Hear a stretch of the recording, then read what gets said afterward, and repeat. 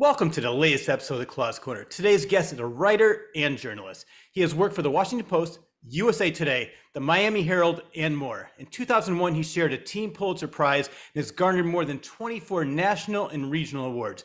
His reporting twice led to the release of wrongly convicted men from life terms in prison.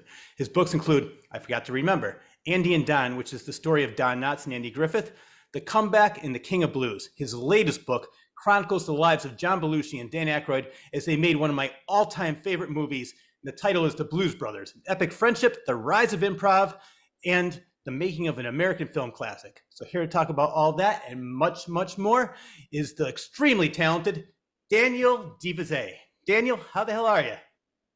Good, man. With that kind of wind up, I don't know. I couldn't possibly rise to that level of adulation, but thank you. You're too kind, is all I can say. You're too kind. No pressure at all. Rich is great at what he does. He's amazing. Yep. He knocks everybody out of the park. Well, I want to say, first of all, for people who know the show, my name is Rich. I'm the host of the show. I have a special guest host. His name is Rob Bull. You've seen him as a guest on my show. He is such a huge Blues Brothers fan. Out of all the interviews I've done, I think I've done over 200. He goes, Rich, can I be on this show? And I said, of course you can, because he's always so good to me. He's the one that puts the show on Spotify, iTunes, Amazon Music, and Audible, and iHeartRadio. So Rob, welcome to the Claus Corner. And Daniel, once again, I probably even left things out. You've had such an incredible career. And I have to say, I'm so impressed with everything you've done, even twice, the people who were in life prisons, you got them out of jail. You know what impresses me the most? Being Don Knotts' brother-in-law. Out of everything you've done, that's my most impressive, your most impressive. And that one I didn't really work at, it's 30 some years in the news business. And I think probably 25 years now that I've done just newspaper work at all those places you mentioned, and some others that don't even exist anymore, like the Boca Raton News in Florida. Wow. But and then 10 years where I was just writing books. And so I did 5 books in 10 years. And then I went back into the news business, because book writing, even if you're fairly successful, and I guess I was fairly successful, doesn't pay all that well. And I was doing it kind of as a stay-at-home parent, working like 30 hours a week, 40 hours a week. And so I went back into the 9 to 5 working world a couple of years ago when my younger kid got their driver's license. Mm-hmm. Well, what impressed me about this book is it starts right off saying the Blues Brothers. So I expected just the making of the Blues Brothers, all about the Blues Brothers, but this book is so much more. It talks all about John Belushi from a very early age, talks about Dan Aykroyd from a very early age, talks about all the side characters like John Landis, the director, Harold Ramis, John Candy, Eugene Levy. I mean, there's so many people that you brought into this this book, and it's so impressive. Reads like a novel. Exactly. That's why I said it. It reads like a novel. And as I was telling you off the air, I've seen so many documentaries on everything: Saturday Night Live, Animal House, all of John Belushi's career, Dan Aykroyd, and there's so many things that I did not know. So let's get right to it. The one thing I did not know is that 1, John Belushi was Albanian, and 2, that he was ashamed of it. That was my mother once dated a guy in Chicago who was half Italian and half Albanian. And this was after she divorced my dad. And my mom's half Albanian boyfriend used to tell her over and over that if she wanted to, that he could hire some friends of his who were from the Albanian side to go rough him up a little bit. They're a tough crowd, the Albanians. Oh, yeah. I have a funny story about that. I used to be a manager at a Rite Aid, which is a pharmacy in the Northeast. And I had in the area there was a lot of Albanians. And there was this one girl that was complaining about this and that, and this Albanian girl, comes running out. You don't realize how good you have it. When I was young, I was picking cotton in the fields. I never had recess. I was helping my mother so we can afford the house. And it's like, wow. The girl said, okay, I have it good. I don't have it that bad. I apologize. So I was laughing. Yeah, I even told her, I said, I want to hire nothing but Albanians. They were the hardest workers I've had. It just, because I think that they appreciated it more, because from where she was telling me what a poor country is. She was a teacher in Albania making more money as a part-time cashier at Rite Aid. Oh, wow. So that's why. So John was ashamed of it, which I was surprised, but also I want to talk about his parents, because his parents were a little crazy. Well, so yeah, the shame thing. So he's in Wheaton, which is a really straight-laced suburb. I mean, an exurb really of Chicago, really far away. I'm from Chicago. I never saw the place. It's so far out. It's at the end of the commuter line, just about. And it was real conservative. It was dry, no booze, and had this kind of holy roller background. And I'm picturing that when Belushi would have been a kid there in the 50s and into the 60s, it was probably like lily white, you know, nobody who was even ethnic, let alone like foreign, let alone Hispanic or black or whatever. Probably there was like one Mexican American family in the whole school, that sort of deal. So I don't think he might have would have been ashamed of being Albanian, except that because it was so white bread, that he just kind of picked up on this idea of masquerading as maybe being Greek or maybe being Italian. In the city, you know, everybody knew Greek because there was all these great Greek restaurants and stuff, the Billy Goat and stuff like that. So Greek was a thing, and out in the suburbs, Italian was a thing. So they just passed for those other, and they only lived Albania. The part of Albania he's from, and I can't even pronounce it, was just a few miles from the Hellenic border. So they were almost in Greece anyway. Okay. Yeah. Well, I want to talk about his parents because in the book you were saying his dad was very, very serious. His mom was a little bit, she had a great sense of humor. And so John started as a kid doing impressions of his serious dad, and he was a hit at the kitchen table. Yeah, I picture him maybe getting some of his comedic chops from his mother. I get the feeling she was very funny and maybe had a theatrical bent. There was this story that she once like ran away from home and tried to join theater or something. Yeah. And yet the marriage, I think, was kind of sad. The father was kind of a grump. He was always away at work. I think he even like lived like over his restaurant during the week and would come home on the weekends and kick ass basically. And so I think she was probably sad because of that. And the grandma was living with them. And I think there was enough moroseness in the house, maybe that I'm picturing John when he was young, wanting to cheer her up and cheer them up and to kind of counterbalance the father's kind of mean gravity by just poking fun at him when he wasn't there and wasn't watching. Yeah, like he worked up a good impression of him. And I picture the dad being, well, not just picture, I talked to people who knew him and he was just like this cold fish, you know, kind of this grumpy cold fish who was never there. Well, you mentioned that he owned a restaurant and Yeah. his dream was to have John take over the restaurant. Yeah, first he managed a restaurant, then he owned one, and it was out near the west frontier of Chicago. And this is partly why they wound up in Wheaton, because it was not all that much farther west. And there was all this exodus of people from the city going on at the time. And then he had a second restaurant that was out in the northwest suburbs. And I can kind of picture where that was. And like Royko used to hang out there and was kind of friends with the family. Royko, sorry, is the great Chicago columnist, Mike Royko. Okay. I mean, I think of him as a god, but people from outside Chicago don't necessarily know who he was. And and the restaurants had their ups and downs. Eventually, one of them closed, and it got to where the father was hard up enough that I think he sold Little John's motorcycle to basically to pay off some debts from his restaurant. But at different times, because of the immigrant thing, he wanted John to take over his business. John was the eldest son, and so that was the immigrant way. And he was crushed. I'm sure that John wouldn't do it. Yeah, that was the American dream, right? Yeah. You come and bring your family. Yours. Yes, yeah. Well, there was a major reason that he resented both his parents. Why was that? Why did he resent them? Yeah. I mean, there was a bunch of reasons, and you may be probing at something that you remember from the book, but I would say they were basically like children. They were not mature. Yeah. Arrested Development.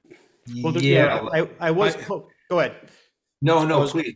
Where were you going with that? Because I want to hear. Right. What I was poking at was the fact that they couldn't put him through college, and he really resented that. Oh God, yeah. So this deal where the dad almost was losing the restaurant and sold John's motorcycle. That was a huge point of contention between them, obviously, because it was right when John was trying to get established.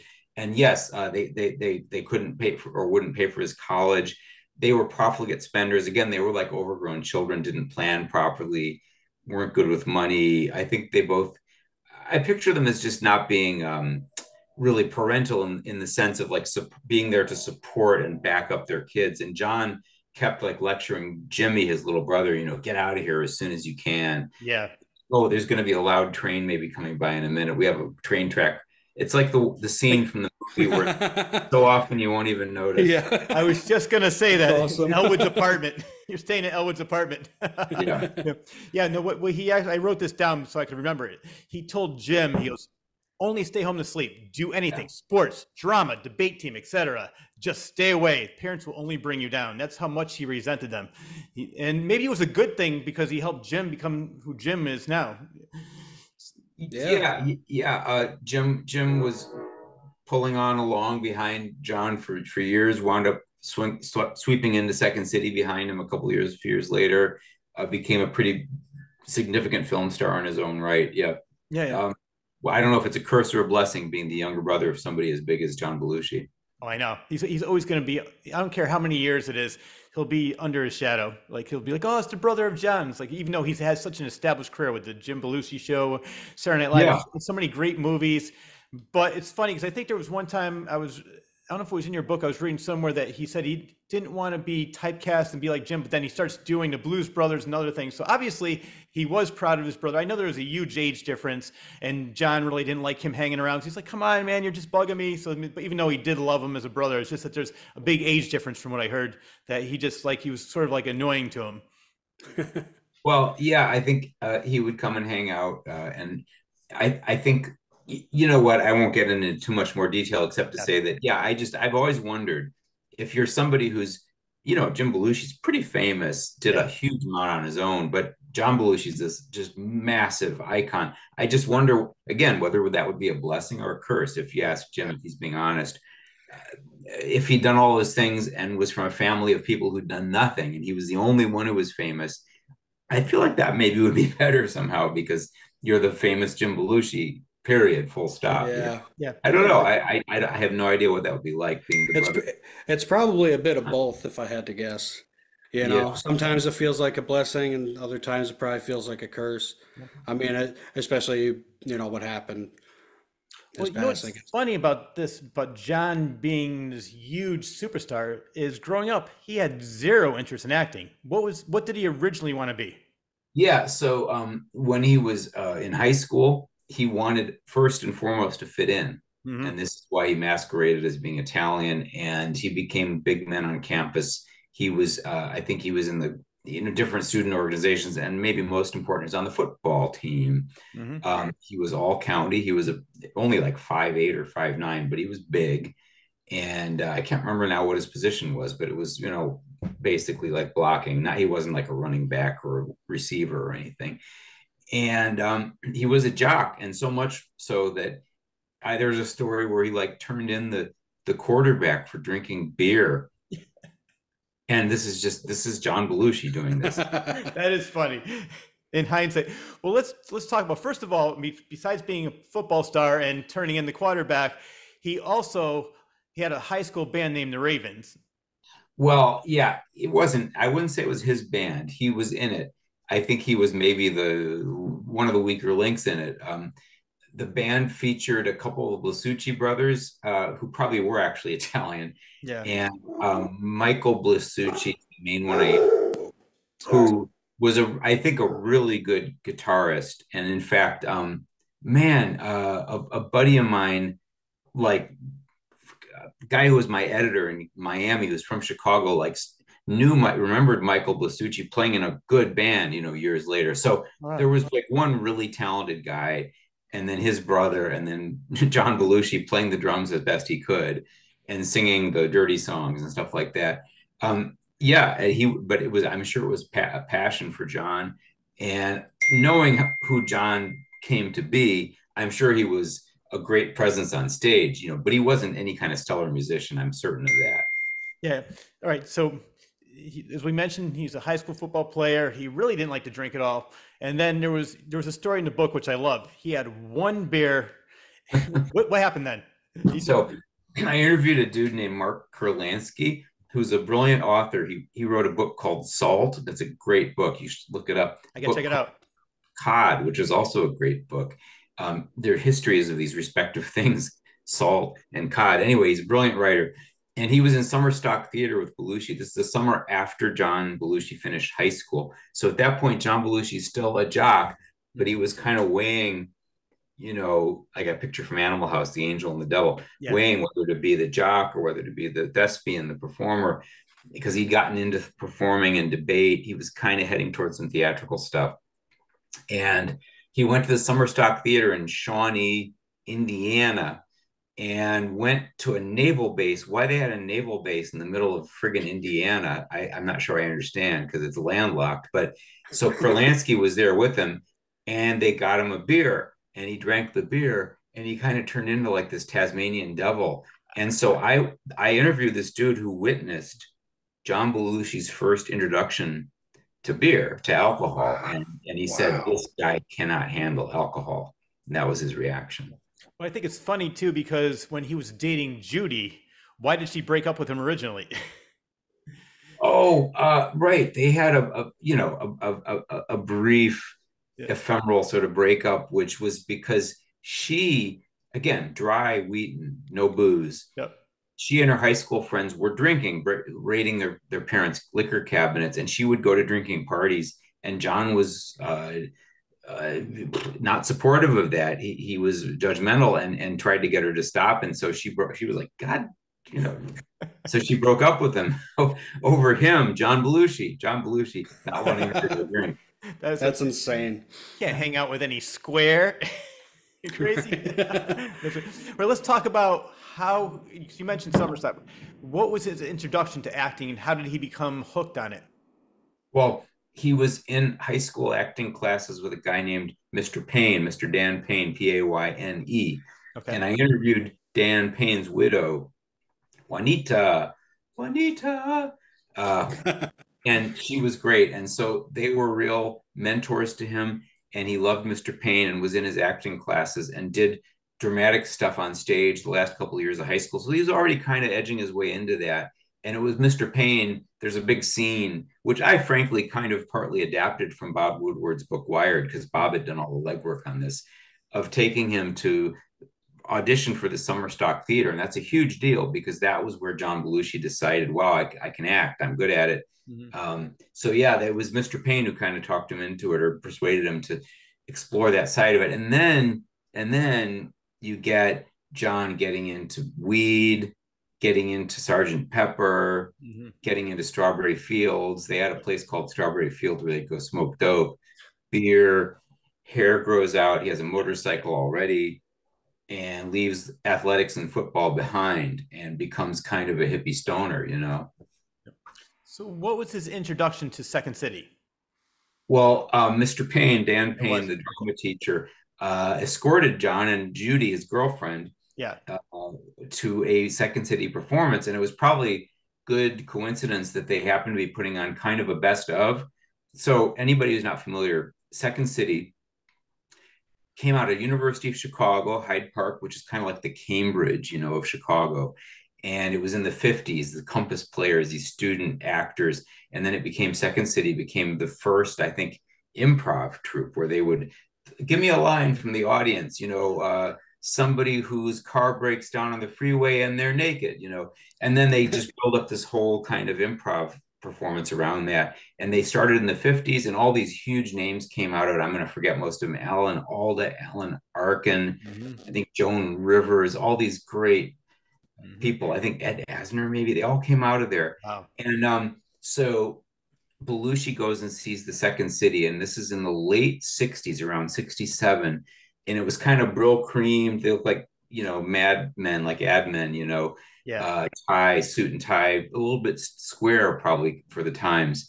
But Belushi went and saw that and said, oh man, that's what I want to do. Because he was already like improvising and making shit up in his Summer Stock Theater, where he was supposed to be reading lines from a script, right? But he wasn't. He was already making stuff up. So that was his introduction to Second City. From that moment, he wanted to break into that troupe any way he could. Yeah. And how old was he at that time? Real young. I mean, I'm guessing it was the summer after high school. So he was like 18. Yeah. And then from then, he has a sort of unremarkable college career. I think he starts out at the University of Wisconsin, Whitewater, and kind of washes out of Whitewater. And then he comes back, and there's a brand new community college out in Wheaton, or near Wheaton, College of DuPage. And he gets an associate's degree there.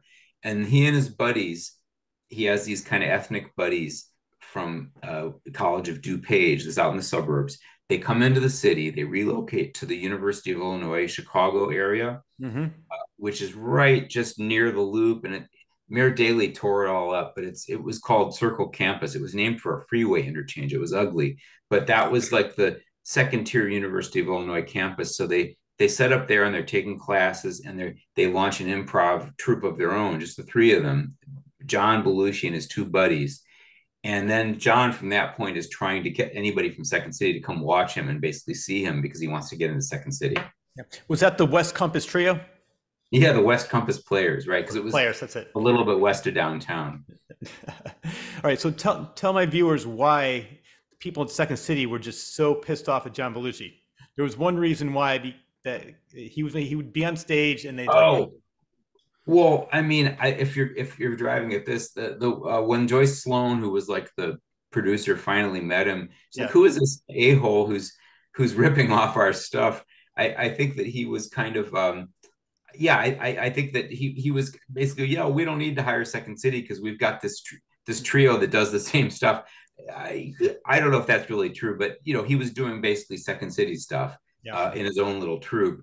And so that was kind of their introduction. But then she did invite John Belushi in. And the reason why they finally asked Belushi to audition, you probably gleaned this from the book, I can tell you read it closely, is that their resident hippie at that point was a guy named Harold Ramis.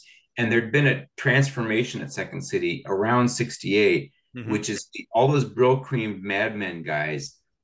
The guy who ran Second City, whose name I'm not going to remember, sent them to New York and then didn't really invite them back and basically canned them all and brought in all these like early 20-somethings who were hippies and wanted to have the new, because I think he could sense that things were changing. Yeah. Would have been right around the time of the Democratic National Convention. And so he brought in a bunch of young 20-somethings who were all basically hippies and stoners. The old group was like cigarettes and alcohol. The new group was pot. And so Harold Ramis, who was the hippiest of that bunch, and who, Harold Ramis went on to do all sorts of stuff, Ghostbusters. Which I think is funny because in all the movies, he's always playing the straight guy. In Ghostbusters and Stripes, all these movies, he's playing the normal one. Yeah, relatively speaking, but a brilliant writer. He co-wrote the Caddyshack script, and he also directed Groundhog Day, which is, I think, the most brilliant movie ever. And he wrote The Freshman, which we'll get to later. He was the resident hippie, and he took a sabbatical, and so they needed a new hippie. And Joyce Sloan, the woman who was kind of the producer, Solins was the guy who ran the place, Bernie Solins. But anyway, Joyce Sloan said, "Hey, Belushi, you want to come in and audition?" He probably said, "We need a hippie." He wore an army jacket and had long hair, so we fit the bill. Yeah. Well, I was getting at that, but there's also another reason. The other reason was that he was stealing all the attention. Even when he didn't have any lines, he would stay on stage and just do these things that would grab everybody else's attention. So while the people were trying to do improv, they'd be like, "Oh, come on, John, let somebody else be in the spotlight for a while." I went on to Second City has a podcast, and we talked about this at length because the golden rule at Second City is that you take the ball and you pass the ball. You don't hold the ball. You're not a ball hog. And Belushi violated that cardinal rule again and again on the cast of Second City. And he was an enormous success in spite of that. And there's very, very few examples of that.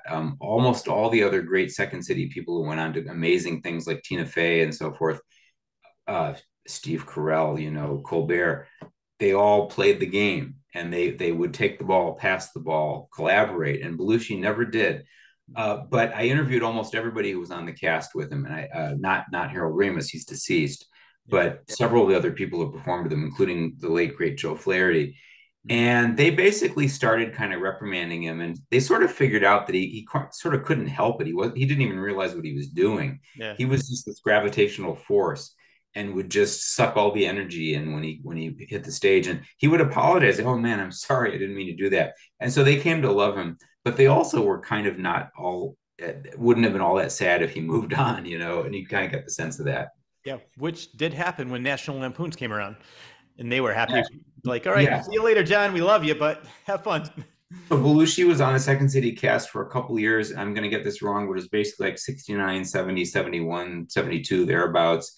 And then in 73, at the dawn of 73, the beginning of that year, National Lampoon, which had established itself as the collegiate humor magazine, was branching out into multimedia, and they'd done a record or two, and they wanted to do something that was really, I would say, Chris Guest's idea. Chris Guest became Christopher Guest, became Spinal Tap, Yes. Best in Show, Mighty Wind, Waiting for Guffman. But he was just this young guy writing for Lampoon, and he had this idea of doing these musical parodies. He did a really good Bob Dylan. He even did like a latter day kind of nasal Bob Dylan and like an early Bob Dylan. He did a James Taylor, did all these great impressions and did these great musical parodies. So they wrote up this shtick called Lemmings, which was a piss take on Woodstock, basically. And Belushi caught wind of it and just was desperate to do it because Belushi had this amazing Joe Cocker impression that he'd figured out and was still really into playing the drums. And he would go jam after hours with Joe Flaherty's brother, Paul, and with Eugenie Ross Lemming, who was one of the beautiful women of Second City. And he just thought, this is perfect for me. He and Judy didn't even like Lampoon all that much. Their humor didn't really, the Vietnamese baby book and stuff didn't necessarily appeal to him, but he wanted to be in that musical thing really bad. And so Tony Hendra, who is the blonde-haired manager of Spinal Tap with the cricket bat, Tony Hendra came to Chicago and watched Belushi, and the castmates all showed him in his best light. Again, I think they weren't altogether unhappy with the idea of him moving on because he'd become a big breakout star, and they were probably happy to see him move on. So, well, you were saying in the book that it was Chris Guest and Chevy Chase was also involved in that, and he did not get along with either of them at all. One, because Christopher Guest was such a perfectionist, and John didn't really get along. And then Chevy was doing pratfalls and different things like that. So there was a lot of, I realized throughout your book, we'll get into it later with Saturday Night Live, there's a lot of jealousy involved between all the cast members of different groups. Yeah, it's interesting. I'm not sure that John had any big rival at Second City. I think although he kind of hogged the spotlight, I think he really learned from all of them, really liked all of them and respected them. He gets to Lampoon, to Lemmings, and I think he runs into other type A personalities, which maybe he hadn't seen, because the guys, Harold Ramis, Joe Flaherty, Jim Fisher, weren't these big man on campus type A personalities. So Belushi shows up at Lampoon, and Christopher Guest is very much, I would say, somebody who wants to run things, wants things to go exactly as he wants them, very detail oriented. And then there's also in the same cast is Chevy Chase, who's very much a type A, center of gravity in every room he entered.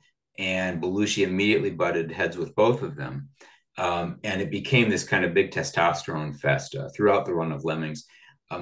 Although I will also say, I think it brought out great work in all three of them. Just the healthy aspect of the competition was probably great for them. Yeah, no, I agree with that. It's, when you have three type A personalities, they're all going to want to outdo each other, and they're going to be the best they can be because they're like, I'm not going to let this guy get all the spotlight. I'm going to be the spotlight. So yeah, it's even though maybe they didn't get along, it probably worked out for the best for the audience and for all the different skits they were doing. So how long did National Lampoons last in the Lemmings last with John Belushi? Okay, that takes us from the beginning of 73, and Lemmings went all through 73, and then into 74, Belushi was in charge of the radio hour for a while, National Lampoon Radio Hour, which some older listeners will remember was brilliant radio. And then through into 75, they had a series of kind of follow-up National Lampoon shows. And then by the middle of 1975, you have the end of Lampoon. The Lampoon shows are kind of petering out. But I should say the last couple reviews of Lampoon, you've got in that show, Gilda Radner, Bill Murray, Brian Murray, his brother, Belushi. I think Flaherty was involved. I mean, it was an amazing group. Harold Ramis was in and out of that combo, but it was an astonishingly talented group. And then Lorne Michaels is assembling talent for his late night comedy show, and that's where Belushi went next. Yep. Right. Well, I want to talk about that because from what I read in your book, we found out Dick Ebersol said, I want you to start a show with a little bit edgier and different things like that. But also I saw a documentary on Johnny Carson, and they were saying one of the reasons that Saturday Night Live came together was that Johnny Carson wanted more time off, so they had an open spot on Saturday nights. They're like, well, let's create this show, and that's where Lorne Michaels created Saturday Night Live. That's one of the reasons I heard that show was created. You're exactly right, and I tried to spell this out in the book. Johnny, who was the biggest, by far the biggest guy on that network. Anything he got, he got. He didn't want to show reruns on weekends, and so Lorne's boss and Ebersol really was the one who was tasked with come up with something for Saturday nights, and he considered having like rotating pilots, like let's pilot 20 different shows and see if one of them sticks. Then he decided, well, maybe I'll do a show with rotating hosts. Yeah. And the way I picture this playing out is that Lorne Michaels was kind of the idea man and kind of swept in and impressed Dick Ebersol with his idea. We're going to do a show kind of like these Lily Tomlin specials, which had aired around that time, which were very much making fun of the television medium and kind of turning it on its ear and almost like on a drug trip. And very importantly, Lorne Michaels had been watching Monty Python for years because Monty Python had aired in Canada, where Lorne was from, for several years by then. So he knew that entire, we all know Monty Python now, but nobody knew it then. And so I see Saturday Night Live as being one part National Lampoon, one part Second City, a huge part Second City, improvisational comedy chops, a big part of Monty Python, and then some of this kind of crazy Lily Tomlin stuff, all kind of thrown together into this show. And that's what it became. Yep. Are the specials you're talking about with Lily Tomlin? I remember when she used to do the telephone operator. Were those the specials? She used to... I don't know if the telephone operator came from, there was a series of 3 specials that aired in like 72, 73, 74. Lorne Michaels was involved in maybe all of them. And a bunch of other people you'd recognize, including Lorraine Newman, were involved in them. And it was just comedy specials that really pushed the envelope. Lily had made a name for herself, I believe, on Laugh-In. Oh, yeah. And that's where she had that kind of bit. But this was just sketch comedy, but it was crazy and it was really out there. You can watch at least pieces of them on YouTube, and they're very good specials. They won a couple of Emmys. And Lorne was very much inspired by them, and they deserve mention because, you wouldn't get Saturday Night Live if you hadn't had Lorne working for Lily Tomlin, who was kind of a visionary comedian. Yeah. And you were talking about permanent hosts. I saw a documentary on Albert Brooks, and he was saying that originally they wanted him, and he said no. But then in your book, you also mentioned that they really liked Candice Bergen. They wanted her as a permanent host, and they're like, nah, we're not going to go with the permanent host, which I love the fact they did. Even though I love Candice Bergen, it's just, I think that's better to have rotating hosts every week. Yeah, I think there was a little bit of a parallel that you could draw between Lorne Michaels and Jan Wenner and Rolling Stone. And I do think that in a sense that maybe Lorne Michaels saw his show as like a TV version of Rolling Stone, and he like a television magazine, a television comedy magazine, and he wanted a different character on the cover every week. If you think of it that way, I think that was what Lorne was driving at. And so when the network people would say, oh man, Candy was great, could we just have her as the host forever? Lorne would just ignore them because he wanted to bring in Richard Pryor, and he wanted to bring in Elliot Gould, and he wanted George Carlin. Well, yeah. I think George Carlin, if I remember correctly, wasn't he the first host? First host, yeah. The first episode is fascinating. It really plays different from all the other ones. I think around episode 4 is where it starts to look like what we know and love. Because one of the early episodes was almost all Simon and Garfunkel. Oh. But then by episode 3 or 4, it starts to hit its rhythm, and it looks remarkably similar to what we know now, like a zillion years later, Well, from what you were saying, the first week was not a hit at all. It had bad reviews, and then the second week it got much better reviews, and that's when they started to get their stride and become what they were. What they became. Well, the New York Times kind of ignored it at first, and then the guy kind of panned it because he'd missed half the show or something. It did get good reviews in some quarters, but it was a slow build. And if I remember correctly, I think Tom Shales, who was very young, he was Lorne's age, like late 20s, maybe very early 30s at the Washington Post. And he was the preeminent television writer, bar none. He praised it to the heavens. And once Tom Shales, I knew Tom Shales, he just died recently. He blurbed my Andy and Don book. Once Tom Shales gave it the huge thumbs up, everybody else kind of fell in line. And from that point on, by the middle of the first season, it was perceived as really important television. One of the many things I love about your book is that you really don't sugarcoat anything. I mean, you tell it exactly like it is. And one of the things I found very surprising was that, according to your book, John really didn't have a lot of respect for the women as much. He really did wage a war with Jane Curtin. And I mean, watching the show, I would never be able to tell. They seem like they're having the best of times, they're having a great time, but behind the scenes, it wasn't that rosy. Yeah, I mean, you could even say maybe he needed to have, well, his big rival again in Saturday Night Live was Chevy Chase. Chevy Yes. Chase came in there and John was flabbergasted and horrified that Chevy became the big star, because Chevy was the big star in season one, if you remember. Mhm. His name was on the show and nobody else's was. He was like Lorne's alter ego, like a handsomer, taller Lorne Michaels, you Yeah. know. And Belushi was aghast because Belushi had more been the star at Lampoon. But yes, he butted heads.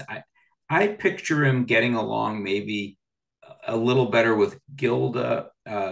Gilda had lobbied hard to get him on the show. I know he'd been big friends with her beforehand. I think he did better with her and maybe respected her more. He probably thought she was more talented. He really hated Jane Curtin. She was like the polar opposite of him. I mean, she was like persnickety and prim and Yeah. proper and waspy and from Boston, like prep school. I don't know. Yeah. God forgive me if she actually went to a prep school. And he was this wild man, ethnic guy.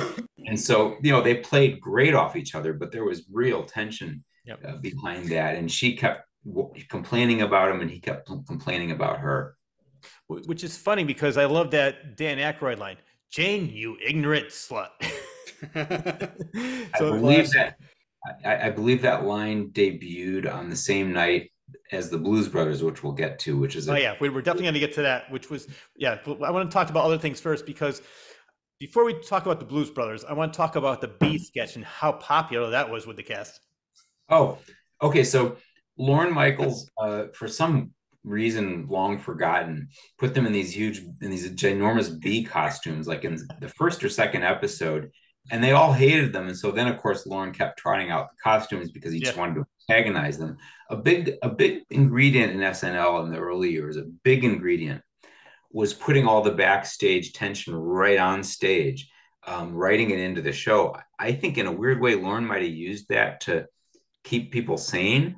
They would put all of the dirty laundry right into the sketches, which I'm sure the performers kind of appreciated. They would argue out all their gripes with Lorne right into the camera. Yeah. And so the bees, they kept being forced to address it as bees. Like, God damn, Lorne, why are we being the bees again? And It's genius. so sorry, I'm getting ahead of myself because in the early weeks of the show, 1975, Mm-hmm. Belushi's new BFF is Dan Aykroyd. Yes. He'd met Dan in Toronto. Mm-hmm. There was a satellite cast of Second City in Toronto, which I would argue Dollars for Donuts is the most talented Second City cast in maybe in history. You had the Schitt's Creek couple, Catherine O'Hara and Gene Levy. Hilarious. You had Joe Flaherty. You had Brian Doyle Murray. You had Dan Aykroyd. You had John Candy. Wow. Dave Thomas eventually was in that group. I mean, insane talent. But Belushi went up there to raid them, basically, to try to get people to join his National Lampoon outfit. And he had in mind Gilda, who was also in that cast, who was from Detroit, Gilda was. Yep. And Dan, and this is in the autumn of 1973, he meets Aykroyd that night, and they go to like the speakeasy that Aykroyd runs, and they talk about forming a band together when they figure out they both were like high school musicians. And the famous line is that Howard Shore, who would later be the SNL musical director, Mm-hmm. turns to him and say, guys, you should do it, and you should call yourselves the Blues Brothers. I love it. So in the opening weeks of SNL in the autumn of 1975, Belushi and Aykroyd, they're these new best friends. They've finally kind of, moved in the same area in the East Village or wherever they are, probably the West Village. And they're writing together, they're sharing an office, they're just best buddies. and they come up with this musical act, just like they said they were going to do. And what they're doing is they're going in the warm-ups, before the show, where the band is playing music and trying to heat up the audience. And they would cast members would come out and tell jokes and stuff. Well, Dan and John would come out and do like little blues bits with the band. This is the very beginning, autumn of 75. So by about January of 76, they nag and they nag and they nag, and they persuade Lorne to let them go on live in this blues shtick, but dressed as the Bees, because Lorne wants to torture them. And so Belushi sings "I'm a King Bee" dressed as a bee, and that is sort of the shadow debut of the Blues Brothers 3 years ahead of time, 2 years ahead of time. Yeah. Well, what you mentioned in the book, and I want to talk about that now since we're talking about the Blues Brothers, is that they loved it, and Lorne really didn't think it was funny at all, and they almost gave up on it. And then there was a couple minutes they had to fill, and they're like, "All right, Dan, John, go out there and play some music." Yeah. So I believe what happened, and Aykroyd was kind of vague on this when I spoke to him about it, but I think the Blues Brothers, these blues characters, kind of went on the back burner because those guys were so busy. And then 1976 gives way to 1977, and then 1978. And Belushi goes to Oregon and films Animal House.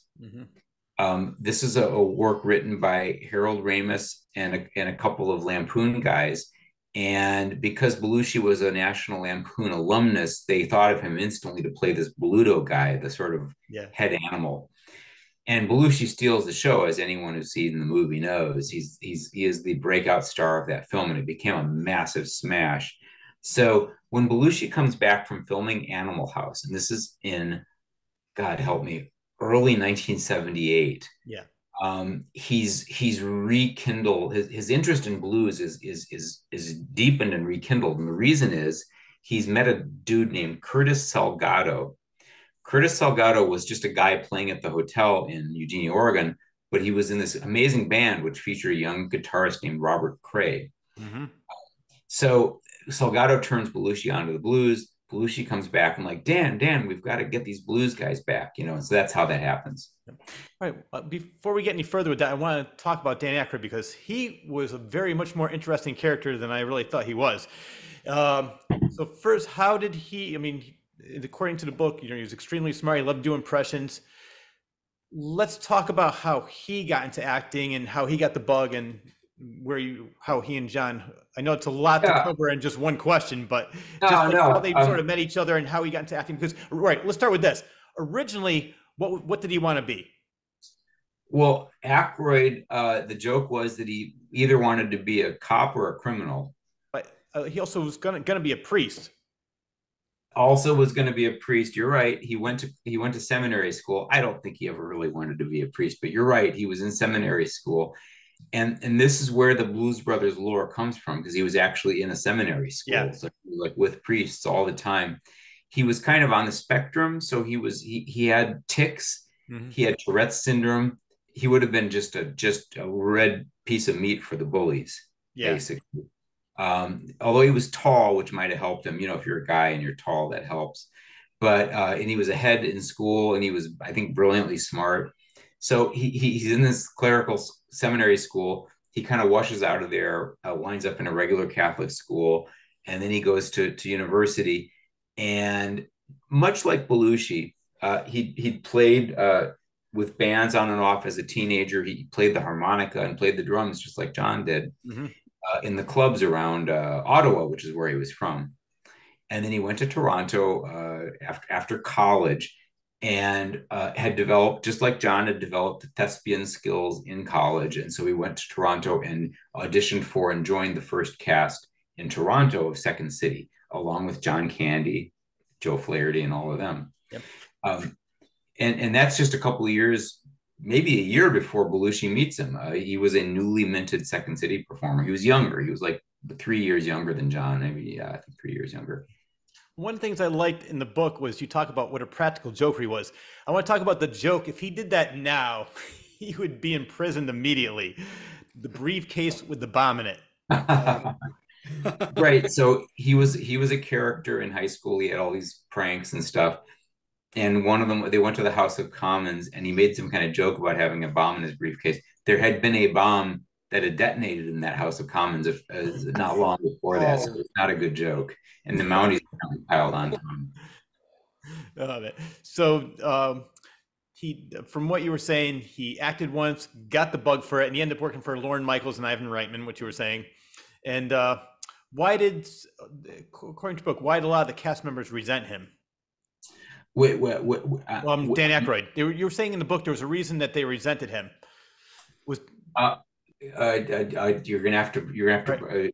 They said because he did improv and they didn't know what to say back to him. Oh yeah, you're right. Belushi got in trouble for the same reason. Yeah. Both Belushi and Aykroyd would make stuff up, would stray from the scripted lines. And this when they were younger, when they were being asked to perform scripted things. Okay. This is when Aykroyd was in high school and college. He would get in trouble for that. Now, mind you, once he was at Second City, that was just fine. Yeah. But at this point, you're right. He would get in trouble for improvising. Yeah. Well, another thing, because you mentioned he loved playing drums, I want to talk about, and I think this is a great story, was he was at a Muddy Waters concert. What happened when Muddy Waters was, I just love this story.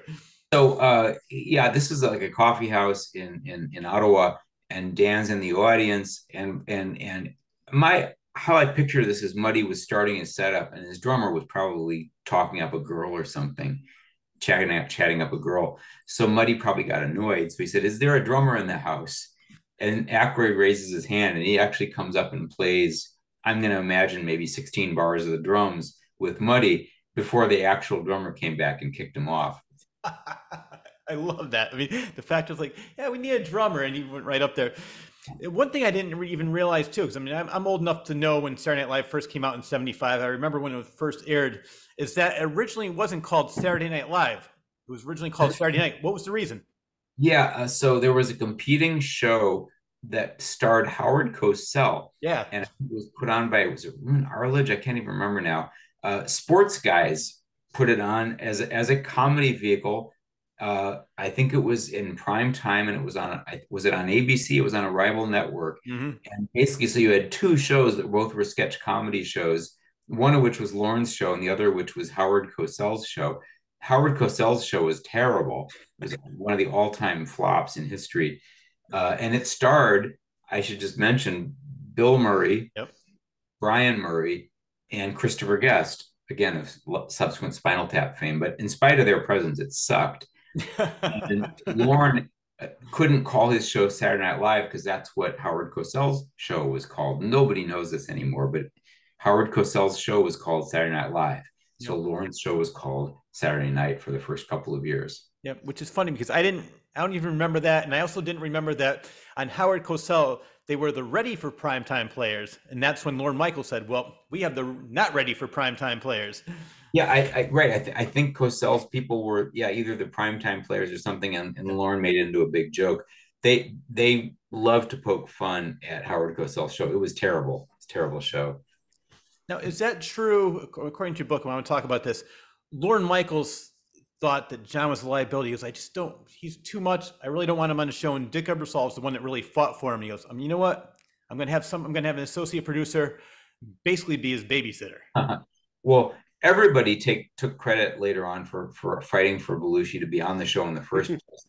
I don't know who really to believe, but everybody claimed to have lobbied Lorne to hire Belushi against Lorne's better judgment. Belushi was kind of a punk, kind of a prick when he interviewed with Lorne. He acted like he didn't give a shit, and God, I hate TV. And Lorne's like, well, why should I hire you then? And that was just Belushi's defense mechanism. He was afraid of not getting the job, so he acted out and tried to basically sabotage his own chances. Once he was on the show, he became more and more of a problem, especially after Chevy left the show. Belushi then was kind of the star, and I guess he couldn't really handle it. And so he started doing more and more drugs, and not just pot. I think he was already maybe getting into coke and some other stuff. And so he was becoming kind of a liability. And so, Dick Ebersol at a certain point pledged to babysit him. He would fly him back to LA where Dick Ebersol lived after the Saturday night broadcast and just keep him kind of prisoner until the next show. And it was very up and down with Belushi from then on, really until the end of his life, where he was always dealing with substance issues and was never quite 100% as a performer because he was addled so much of the time. Yeah.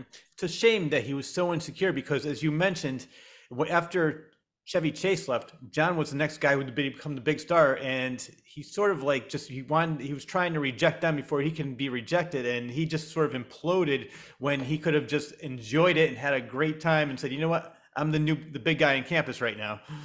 Yeah, the good thing is most of Belushi's best work on Saturday Night Live is pretty damn good. Like Oh he was yeah. acting, but not so much so that he wasn't, his timing wasn't off. The Animal House stuff is amazing. Luckily his substance abuse was under control enough of the time that people got to see all of the great stuff that he could do. I was kind of surprised that he had so many. I mean, I know why he had so many chances because he's extremely talented. But you hear stories like Richard Pryor with Blazing Saddles. They didn't have enough insurance to cover him. That's why they had the other actor play. And then also Robert Downey Jr. There's a while he couldn't get hired because of all the drug use. So at the time, I'm surprised they're like, you know what, this guy, even though they were getting sick of it, but I'm surprised he kept getting job after job, even though all the troubles he was causing, where he would disappear for a while. And like, where'd John go? We don't know. Yeah, that's a good question. I think that he was so hot after Animal House. He was so high up on the A list that I think there was kind of no question that they would continue making films with him. Mind you, we learned from the work he did with Jack Nicholson. Yes. I can't even remember the name of that film. That was early on in his film career. He pissed off the producers almost to the point where he would have gotten blackballed, and he had to kind of back off from that. So it was a little touch and go. But I think after Animal House, he was so big that he could almost get away with murder. I don't know if there's cases like that now. I don't honestly know who's abusing what, or misbehaving to what extent nowadays. You hear stories about some of the super famous actors being insane on the set and getting away with it. I just know Belushi was huge. The other thing is ideas about drug abuse and especially cocaine were so naive at the time. I guess young Hollywood people didn't understand how addictive it was and how dangerous. And so almost everybody, it seems, was doing cocaine. So the fact that Belushi was doing more, I mean, it's kind of like everybody's drinking and a few people are drinking more than others. It would have been hard for them to judge him, frankly. Yeah, no, it's a different time, definitely. And the name of the movie you're talking about was called Going South. Going South. Yeah, and he wanted to get practice for Animal House, so they, according to what you were saying in the book, he did that movie, and which is funny because now he would probably be like taken out of the movies because he saw a skit where he was doing Eli Wallach in the Wild Bunch. So Jack Nicholson wanted him as a Mexican, so I can imagine like a real Mexican not playing a Mexican, and he would have been, the woke crowd would have got him right then and there and say, you can't play Mexican, you're Albanian. So but he did that, and let's talk about that because there was a reason why he did not want to be there. He hated it, gave everybody a hard time. What was the reason? Oh, well, there were a couple of reasons. God, let me think for a second. Going South. Yeah, why was he so pissed off? I know he showed up in Mexico and was just out of sorts. I can't even, maybe you tell me. I don't remember why he was so pissed off. Because he felt like he was missing out on all the fun. And he wanted to go back and party with everybody else. And he felt like, I don't really want to be making this movie. I'm bored. This sucks. I hate being here in Mexico. I hate doing this. And everybody else is over there having a great time. I just want to party. Yeah, that sounds right. I'd forgotten this. But yeah, he almost got blackballed because of how poorly he got along with the producers on that film shoot. And he wasn't that famous at that point. Yep. And it seemed like that kind of became like a pattern for John. Yeah. You obviously it's in the book where you talk about how he didn't know what to do with himself while he was waiting on set to do that was a pattern over and over again, that he needed to be kept constantly busy. I think maybe it was a little ADD. That filmmaking was very bad for him because there's a lot of waiting and doing nothing, and he would really not do well in those situations. He was probably better off in a scenario like Saturday Night Live where he was constantly busy. Yeah. Well, then they tried to keep him busy with Dan Aykroyd wanted him as his writing partner, and what happened then? Well, the first season, they wrote together, and at the end of that, I think it was the end of season one of Saturday Night Live. They had kind of a falling out, and this is the one time that I am aware of where they had kind of a big fight. And basically, Belushi wasn't participating; he wasn't helping Hmm. with the writing. He was too distracted, and Aykroyd was like, "Fine, let's not write together." They wound up after that having separate offices. Yeah. Um, and Belushi just I think he was more someone who would kind of talk out really great ideas. I don't think he would sit and write them out. I don't think he was much of a writer. He was more of a conceptual guy who would think up cool ideas and other people would write them down. Yeah. Yeah, according to what you were saying, he told Dan, "I'm a performer. I'm not a writer." And Yeah, yeah. yeah, I want to talk about Dan because this is one thing I found really surprising about Dan was quite the ladies' man back then. I mean, I was look Gilda Radner, Lorraine Newman, and he had Lorne Michaels' ex-wife. I mean, he was quite the And stud back then. Carrie think, Fisher. Well, Carrie we're gonna Fisher. talk about that after. Yeah. Yeah. yeah, I think he also dated Catherine O'Hara, I think. Yeah. Yeah. I think Yeah, that's another one. I didn't he write that one kind of down. dated almost all the available women. Wow. Um, yeah, this over a period of several years, but yeah, I interviewed Lauren's ex-wife Rosie Schuster, and yeah, as far as I can tell, they all liked him afterwards. So I guess he must have been a pretty good boyfriend. I don't who knows what they're not telling me, you know. Sounds like a wild and crazy guy. Yeah. And a little more like the actual Jake character in the Blues Brothers film, because the Jake character, remember, has this mystery woman who's pissed off at him Yeah. and he kind of jilted her. I almost picture that being Aykroyd more thinking about himself, you know, because he's got one girl and then he's got one he used to date and one he's going to date, and there's, you know, it's perilous, it's dangerous being in that situation, and I feel like a little bit of that came across in the Jake Blues character in the movie. Yeah, Well, that's a good point. Yeah, that's a good Rob point. brought up Carrie Fisher. I want to talk about that since he already brought it up. It was John Belushi's idea? It's like you should have an affair with Dan Aykroyd, and she at the time was married to Paul Simon, and Dan Aykroyd was married. But Carrie Fisher, unfortunately, was so easily influenced. John could basically talk her into anything. This would be the second time the Blues Brothers appeared on Saturday Night Live. Carrie was hosting, and yeah, I think that's when they kind of all became friends. And I think Belushi wanted to kind of go on double dates with Aykroyd and wanted Aykroyd to have a girlfriend who Belushi was friends with, and Belushi and Carrie hit it off. So he kind of put her up to kind of having an affair with Aykroyd, which then went on and endured through the Blues Brothers shoot, or at least part of it. I want to go to the Blues. I'm sorry, Animal House, because you mentioned Harold Ramis and some other people wrote it. It was originally called The Freshman, and according to your book, what was the initial reaction to the Freshman script? Oh, well, the first iteration or couple iterations of the script didn't go over very well. I think Harold Ramis maybe had originally written it, and it was kind of too maudlin, and Ivan Reitman didn't like it. It got rewritten 3, 4 different times, and Doug Kenny was involved, the genius kind of co-founder of Lampoon, and Chris Miller, who was one of the great Lampoon writers. He was kind of like their college guy who would write college stories.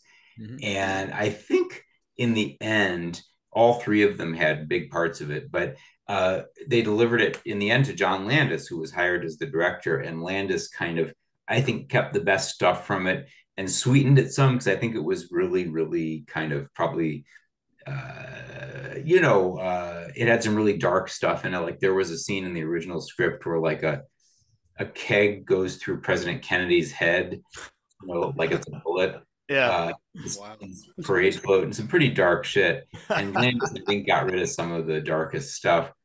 It was, I'm sure, very funny, but it was like twisted. And so Landis kind of made it a little sweeter. Yeah. Well, originally Landis wasn't going to be the director. Originally, who wanted to be the director, but they didn't. They said they didn't want an unknown. Oh, Ivan Reitman, who was unknown. His only Yeah. real credit was a film called Cannibal Girls, and he wanted to direct it, and they wouldn't let him.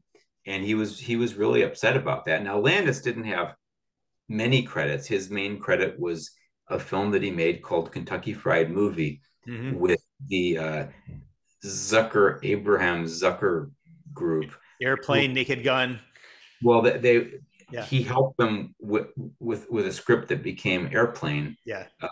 a couple of years later, but they were unknown. They were the Kentucky Fried Theater performing on Pico Boulevard in LA, and he helped them make this movie. And it was rocky, but the movie came out great. And so on that basis was Landis hired to do Animal House.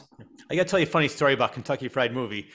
I don't know how old I was, whatever year it came out, and was it late 70s, 78, maybe 77. Okay, so I was 9 years old, and my brothers and I were at the drive-in watching the movie Grizzly, and on the other screen was Kentucky Fried Movie. My mother kept on telling, "Turn around, don't watch it, don't watch that, turn around." We just said, no, I want to see this movie. I don't know what it is, but Kentucky Fried Movie. There were some boobs on that movie, and then some. I was a very happy 9-year-old that night. Yeah, the scene with the newscaster is really something. Oh yeah, it's a hilarious movie, and to me it still stands up. I haven't seen it maybe in about 4 or 5 years, but last time I saw it, I still laughed. I think it's good. And what I thought was funny is that in the book you were saying that they saw him on Johnny Carson's show. Right. Landis was like the 21-year-old filmmaker who was on Johnny Carson, and they just looked him up and said, "Hey, can you help us make a movie?" Yeah. And I'm sure they all hit it off. They were all around the same age, you know. Yep. Well, when they were trying to get the cast together for Animal House, who originally was going to play Boone and D-Day? Oh God, you're gonna trip me up here. Let's see. The D-Day character, the biker, well, that was going to be Dan Aykroyd. Yes. And apparently Dan Aykroyd kind of voluntarily chose not to do it because he was so busy with Saturday Night Live. Yeah. And the Boone part, I think maybe Harold Ramis wanted to play it. You got it right. That's it. And I think Landis told me that, you know, I think he just wanted, you know, he ended up getting some very good actors. And he got Riegert to play Boone, and Riegert did a brilliant job, so you can't really fault him. No, the cast is great. I mean, he also wanted young people. Unknown, but he wanted young people, younger than, because I think Harold Ramis by that point might have been 30 something. Some of them were a little too old. Belushi was a little too old. Hence the 7 years of college down the drain line, you know, because he did look like he'd been in college for at least 7 years. Yeah, that just made it even better. Well, what was Belushi's big issue with that movie? With Animal House? Big issue with Animal House? Yeah. Gosh. Oh, well, he wanted more lines. Yes. And he wanted to be in the road trip scene. Yeah. And Landis kept shortening his lines because he wanted him to play more physical and to just play on pure energy and not be talking as much. And he didn't want him sitting in a car for like half an hour of the movie, because Bluto doesn't just sit in a car. You know, Bluto has to explode into a scene and explode back out of it. Yeah. But which I love, because as John Landis told him, and I agree with this, when I used to be in radio, and this is what they used to always tell me, less is more. And that's exactly what his character was. The less, he eats up every scene he's in, but you don't see him every scene, so you don't get sick of him. But he steals the movie, and he's not in it for most of it. I mean, he's got some great scenes. But the cast, according to, I love this story, they never belonged for fraternities. So it said, hey, let's go to a college party. Let's go to a party. What happened? That went over very well. Yeah, that scene where are you talking about the one where they go to the diner, or where they go to the Black Roadhouse? I don't know. You're saying in the book they went. Oh, right. No, sorry. Yes, okay. They go to an actual fraternity party. That's where I'm going with this story. Yeah, because hey, we're like a fraternity. Let's go see what an actual fraternity does. And they got into a fight. Somebody tipped some beer into somebody's face, and they got the shit beat out of them. And then when they were like stumbling home, I think the guy who ended up playing D-Day said, hey, we're actually like fraternity brothers Delta. now. Yeah, they became Delta that night. Yes, you're right. And you know what's funny? It's like, I think John Belushi and Dan Aykroyd fed great off each other, because Dan loved being anonymous. John loved being the center of attention. So the two of them just were great co-stars in anything they did. So, I mean, which I love about the Blues Brothers, which we're going to get to very soon with Elwood and Jake. So let's talk about, we mentioned the Blues Brothers. They used to start with in 75, that before Saturday Night Live started. Lorne Michaels really didn't think they were funny. They played a little bit. And when did the script get involved, and whose idea was it to say, you know what, this could be an actual movie? Okay, so to set the table for that, the Blues Brothers, as Blues Brothers in character, debuted on the show in April of '78, and it was an episode that is famous now because Steve Martin hosted, and it was the one where the King Tut song was introduced. Yes. And it had a bunch of great sketches, Theodoric medieval barber and stuff. It was just a brilliant episode, just great from start to finish. And as you alluded to some minutes earlier, they persuaded Lorne to let them do these characters because Lorne was a few minutes short for the show. And so they came out and they had these like G-Man suits and shades, and they performed as the Blues Brothers in front of the Saturday Night Live band. And the thing was, if you were watching it that night, you weren't sure if it was serious or satiric because it looked serious. They seemed to be serious, and it was certainly serious music. And everybody in the end, I guess it didn't matter because people loved it and just, applauded riotously. And it was a big hit. And then they came back on as the Blues Brothers a few months later, again with Carrie Fisher hosting, and laid out plans that summer to make a record and form up a real band, which they recruited the horns from the Saturday Night Live band, which were consummate New York horns, and the rhythm section from the Stax label in Memphis, which is to say Duck Dunn and Steve Cropper, Yeah. and then a crack lead blues guitarist named Matt Guitar Murphy. Mm-hmm. And they got the subsequent Dave Letterman sideman, Paul Schaefer. Yep. Kind of band leader. And thus they went and did a 9-night set in LA opening for Steve Martin as the Blues Brothers band. And it was a serious thing. I mean, again, they're all comedians, Steve Martin, Aykroyd, Belushi, but this opening band was a band playing serious music, and it was an enormous hit. They recorded the record that night. The record came out around Thanksgiving. It shot to #1 on the charts. And I can't emphasize enough, I think this was sort of unprecedented that you had two television comedians reinvent themselves as musical frontmen of a serious musical act and basically kind of go out on tour and make a record as serious musicians. Yeah. Kind of worked. And I don't think anything like that had really maybe been done before. Oh yeah, no, I can't think of anything off the bat too. And what's funny, because you mentioned in the book that there's a lot of people that didn't think that John could sing well. I thought he sings. I think he's a great singer. I mean, not like I think he gets the job done. He's charismatic on stage. I mean, I never once said, nah, I don't. When I hear Soul Man, it doesn't really sound like Sam and Dave. I like, this is fun, and they sound good.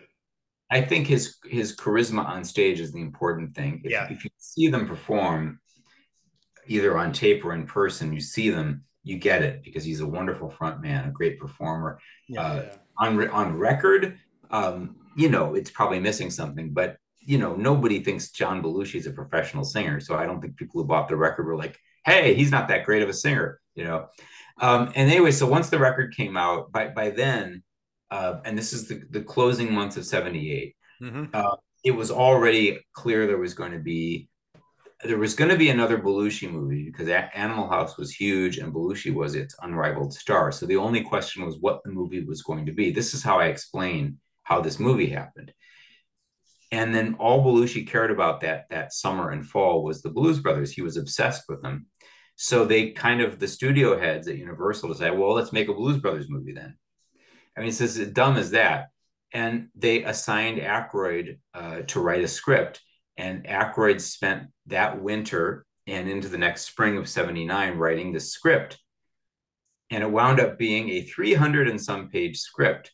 And a page of script equals a minute of movie. So 300 and some minutes of film was what Aykroyd turned in March of 1979. Did you ever see the original script of what it was like before John Landis rewrote it and made all these edits? I've got some of it on my computer here. he had a long like narrative for each one of the musicians. It would have gone on and on and on. I will say a lot is there of what ends up being in the final script. So Aykroyd knew what he was doing. I mean, it's way too long, but it kind of follows the same steps that Landis ended up following in the final script, which is much, much, much shorter. I was impressed at that. Aykroyd knew what he was doing clearly. Yeah.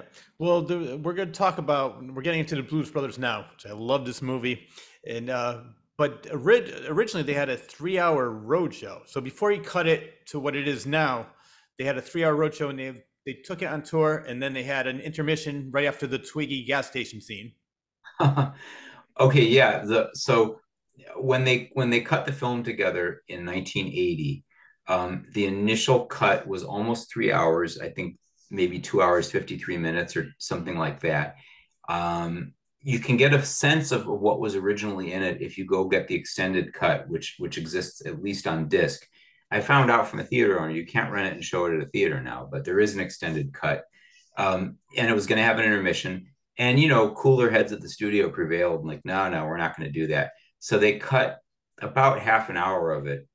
Actually, more. I think more than half an hour. It winds up being what, 2 hours and 12 minutes. And so a lot of all that excess got cut, and it's a much leaner film in the end. Yeah. Well, getting back to John loving the Jake character, I want to talk about how he would go to bars dressed as Jake, waiting for somebody to invite him on stage. He just really embraced that role and loved being the center of attention, being on stage and singing. Yeah, as I say, he became kind of obsessed both with the blues and with these characters. Yeah. I think he was kind of setting up. I mean, he really bulldozed this story into being. He kept going on stage as Jake Blues, kind of feeling the character, developing the character. He would play all these blues songs for people and see how they would react. And I think he would like break the 45 in two if people didn't like it. And he was kind of like working out the set list for the band all through that year of 1978 as they were preparing to do the film. Yeah. And there was a time when Paul Schaefer quit as the band leader. Why was that? Well, when they went to actually film it, and that was in 79, Schaefer had to choose between doing the Blues Brothers and a Gilda Radner project. Gilda was making her kind of breakout, Gilda on stage thing, which is kind of forgotten now. But at the time, it was a big deal. It was a big stage show. I think they made a movie out of it, maybe, which you can probably get somewhere. And Paul Schaefer chose to do Gilda because he wanted, Lorne was his employer. And it was Lorne's project. And so he kind of stuck with the people he was working with rather than leave Saturday Night Live and go off with Belushi and Aykroyd. Yeah. Well, John originally forbade him to do it, but Paul said, no, I'm going to help Gilda. But what did John do to the producer of Gilda's album? I pushed him against a wall or something. Yeah, threw him against the wall. So as I mentioned before, there was a lot of jealousy between some of the cast members, which I would never, I mean, I know it's very competitive business, but I was surprised that John was like that because at that time he had the #1 show, Saturday Night Live, he had the #1 album, Briefcase Full of Blues, and the #1 movie, Animal House. He was the top of the world. So I'm surprised he was big into loyalty, and he was competitive, and I think there was competition between the Blues Brothers production and the things that Lorne Michaels was doing, which would be the Gilda show and SNL as it continued forward. There was also competition as Blues Brothers were filming between the Blues Brothers and the second National Lampoon film, which came to be called Caddyshack. Yeah. They were being shot around the same time, and I think there was some kind of friendly and unfriendly competition between Doug Kenny and the Caddyshack guys on the one hand, which includes Chevy Chase, Bill Murray, and then Landis, Aykroyd, Belushi, and the Blues Brothers crew. They were to compare stories. Like, I think supposedly they were like trying to see who was going to do the most coke, that kind of crazy stuff. Who could be the wildest production? We've been talking about Bill Murray and Brian Doyle Murray. I just want to talk about those two for a second, because was there any competition between the two of them? It's similar to like maybe Jim Belushi and John Belushi, even though Brian Doyle, I think, is older. Is that correct? Brian was older and preceded Bill into City. In hindsight, Bill Murray is one of the huge actors of the era. You can't really compare hardly anybody to him, but I'm not, I didn't study them closely. I'm not aware of there being any competition between the two of them. I'm pretty sure they were close. Uh, I didn't get to interview Brian. He turned me down. I had his email. He apparently doesn't like to talk about the old days. So I didn't get to hear him out. Mind you, I didn't necessarily need to talk to like Bill Murray because his interaction with Belushi and Aykroyd was, somewhat fleeting. It was for a couple of years on SNL, but as far as I could tell, the three of them got along pretty well, and they kind of banded against Chevy when Chevy came back as a guest host on SNL. All three of them, Aykroyd, Belushi, and Bill Murray, kind of like had a kind of standoff against Chevy. Yeah. There was a fight, and John's the one who tried to break it up. Right, a fist fight between Chevy and Bill. Yeah. Well, what I love, getting back to the Blues Brothers, which I love what John and Dan wanted to do, because you said they wanted to pay homage to all the old blues musicians by casting them all in the movie. So I love the James Brown scene. I can't picture anybody else, but who was originally in the cast as that character, and why did he turn it down? Oh, there's a few people who didn't get in this movie who were going to be supposed to be. Yeah. Landis wanted Little Richard to play the preacher because Little Richard was a preacher in real life. He found God, and Landis went and met with Little Richard. And Richard Penniman kind of was on his own mission from God at that point. I guess he was too religious, too involved with his church, and he didn't want to do the film. And so ironically, James Brown was like the second choice to play the preacher. Yeah, he does a great job. I can't picture anybody else doing that. I could definitely see Little Richard in that role, but James Brown is perfect for that. Another one which I love, and I was surprised by this, Cab Calloway. I love his character. I love Minnie the Moocher scene. What did he originally want to do with that song? This was the disco era. Yeah. And all of these guys were struggling. And Cab had a very minor hit with a disco version of Minnie the Moocher. Everybody was doing disco versions of songs. He wanted to do that, and of course Landis wouldn't hear of it, so he talked him out of it, thank goodness, and back into doing the traditional version of Minnie the Moocher. Yeah, wasn't one of the goals of the movie to like kill disco? Well, maybe in part. Some of the crew did wear a Disco Sucks shirt, but I would say it was more of a positive, yes, but it was also a more positive mission.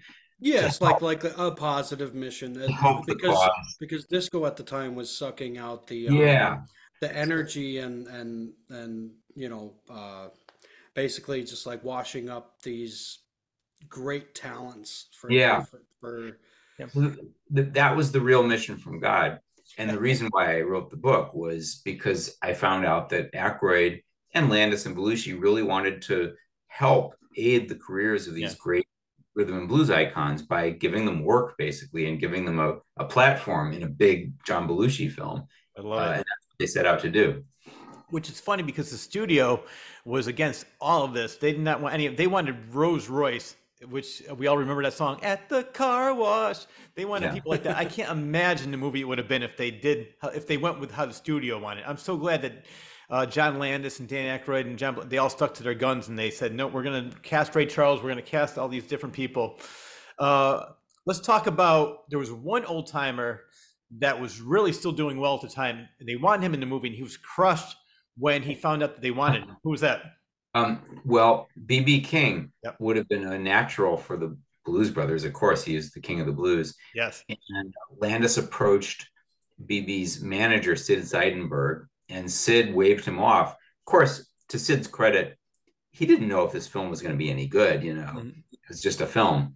Yeah. But BB was booked. He was playing a lot of gigs. He was actually he'd had a comeback with the Jazz Crusaders right around that time. So BB actually was doing better. The Crusaders were contemporary and were au courant. And so BB had kind of a revival of his own.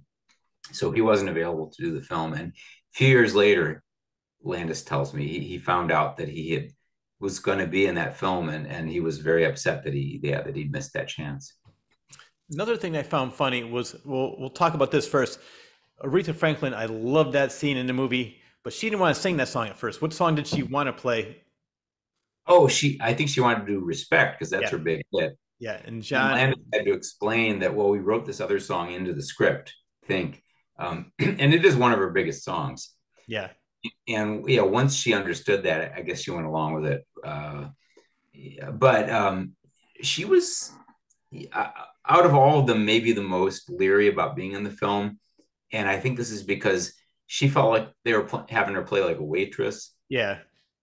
and it seemed kind of like a greasy dress or something. And Landis was very adamant about this when I asked him that, oh, no, no, she was the owner of the diner, and, the dress wasn't greasy, But I think, her brother, Aretha's brother, recounted that she had some reservations.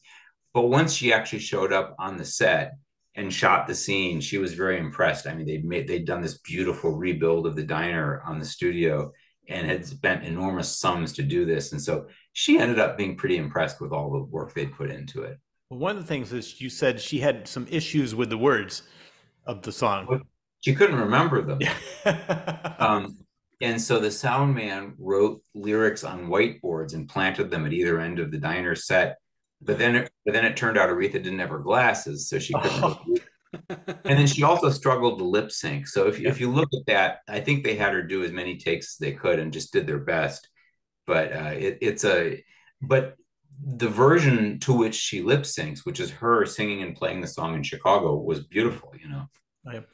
The other thing I was surprised about is, let's talk about when they were filming the James Brown scene, they had to stop in the middle. Why was that? Oh, well, because Aretha showed up. Yeah. Because they had to do these different characters when they arrived in town, and Aretha showed up and only had a limited amount of time. This was right in the middle of the James Brown scene, so I guess they had James Brown cool his heels for a couple of days while they filmed Aretha. Came back to him. So there was no issues with James Brown saying, hey, come on, I'm a star too. I'm not going to stop filming my scene because of her. There was no egos involved with that? Oh, no. In fact, we learned many years later that Aretha and James Brown had a relationship. Oh, I did not know that. Oh, wow. Going on at that time, so he might have been quite happy to have her there. Ah, that's right. All right, this I love. One of my favorite scenes in the movie. I mean, the whole movie is just classic, but it's the mall scene. Let's talk about that. So the crew found an abandoned mall, but they were afraid to tell John Landis. Why? Well, because of the cost Yeah. of what it would take to rebuild it. And when Landis found out, he was overjoyed and insisted they use it. So they had a mall which was empty and and dilapidated, which wasn't common at the end of the 70s. Malls were new, young, but this one was closed, and so they painstakingly rebuilt it with real merchandise and real storefronts, and then set about destroying it again over several days with these stunt vehicles just burning through the interior, and it was all sealed up because it was supposed to be at night, right? The scene takes place at night. So the cast and crew are in there, and it got really horrible because all this exhaust, probably leaded gasoline fumes and burning rubber and rotting produce from the Jewel supermarket. All was horrible, apparently just awful air quality. So they would come outside every like 15 minutes or so and just kind of breathe in fresh air just to kind of to undizzy themselves, basically. And the other part I did not notice until I read your book and I went back and watched it was that scene. Hey, do you have a Miss Piggy?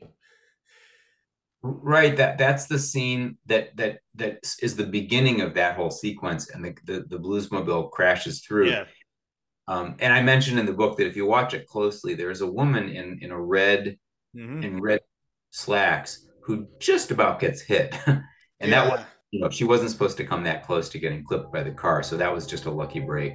Yeah, I could not believe after reading your book and watching it how close she actually was to being hit, and that would have did some serious damage. And right. Well, we're going to talk about some other issues because unfortunately, a couple years later with Twilight Zone, the movie, John Landis had that issue. But I mean, he had a couple of really close calls in this movie as well, because back then there was no such thing as CGI where they could just do a green screen. All these stunts were real, so people were putting their lives at risk. But there was in the John Lee Hooker scene, there was somebody else that Dan Aykroyd played drums for a long time before it was we're going to be in the movie. Why couldn't he do it? Yeah, I picture them approaching all of these sort of titans of rhythm and blues, and so of course they approached Muddy Waters, and he agreed to do it, but at the last minute he fell ill. I think he had pneumonia, he was near death. I mean, he died not long after that. Yeah. And they couldn't stop the production to wait for him. And so it was going to be John Lee Hooker and Muddy Waters probably doing, one song each or something like that, but wound up being just John Lee Hooker. I want to talk next about the drawbridge scene. Let's talk about that. The first time they made the jump, what happened? Oh, well, this is, I think, at the 95th Street Bridge, which is kind of the gateway to the east side of Chicago. Yes. And they had a stunt jump they had to do. And I believe the first time they did it, I think it was just a messy landing, if I remember. The bumper fell off, destroyed and flattened the tires. Landis was pissed off. He goes, "Let's do it again." Yeah. And Aykroyd and Belushi were there watching it because Aykroyd was kind of a gearhead and wanted to see all this stuff. But the second time, apparently, it worked out. Yeah. Well, again, like I said, there was no such thing as green screens. They were doing these actual stunts. Yeah. That's why I love now that stuntmen are, especially now with the release of the Fall Guy, stuntmen are finally getting their due because they do all the hard work. They don't get any credit for anything. And so I love the fact that they're actually going to be, I think from next year, I heard it's going to be the first time stuntman's up for an Oscar. That's what I mean. I don't know if it's true or not. Wow. Because I was reading an article on the director from the new movie The Fall Guy based on the TV series, which is hilarious, by the way. Yeah, with Ryan Gosling. All right, so I want to talk about, Dan and John during this, they became so popular they needed a place to hide. So right now let's talk about the Blues Brothers Speakeasy. How'd that get started and what was going on there? Well, they had a sort of underground club in New York that they opened at the height of Saturday Night Live's popularity. And the guys who were like the people who were like the musical guests and or the hosts were all invited to hang out there after hours. And that worked out really well. So in Chicago, they requisitioned I think it was probably an abandoned tavern across the street from Second City, near North neighborhood, Old Town, and opened it up. And it was an unofficial club. You kind of had to know somebody to get in. Some journalists got in and eventually wrote about it, and then it kind of became this kind of madhouse. But Belushi and Aykroyd would hang out there. Lots of pot. I think lots of cocaine, lots of booze. That was kind of the center of their bacchanal for, I think, a lot of the period they were in Chicago shooting the film. Yeah, I remember. Actually, speaking of the pot and the speakeasy, was that the time when the warden of the jail was at the speakeasy and they were passing around a big plate or something of weed, and then it gets film can filled with weed, and it winds up in the hands of the warden of Cook County, of Joliet Prison. That's funny. I love that. Graciously passes it on to like Jack. Yeah. Well, I want to go to the opening scene because the opening scene starts with the prison, and they used a real prison. And I guess John Belushi confronted one of the prisoners who killed his entire family with a hatchet. What was the conversation like? This was just funny because Belushi just went up and made conversation with one of the real inmates, and he told this harrowing story, like, I killed my entire family. So what Landis told me is like Belushi walked back over to Landis and they just sort of kind of looked at each other, and it was apparently a comedic moment. But they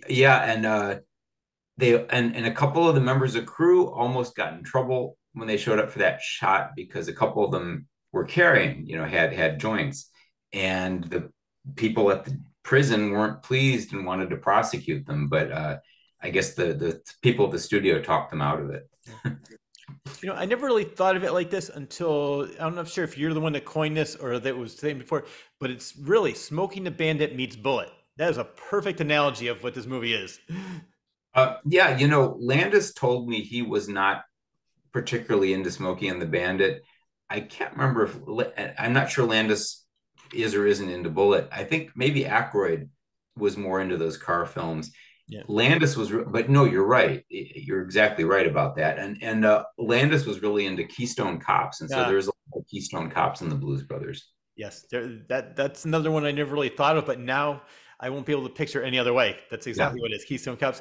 All right, we talked about the drawbridge. I want to talk about the bridge scene in Milwaukee. What happened? That was another stunt that sort of went awry. Yeah, they had to find a road that ended abruptly for that shot, and they found one in Milwaukee, right near the lake.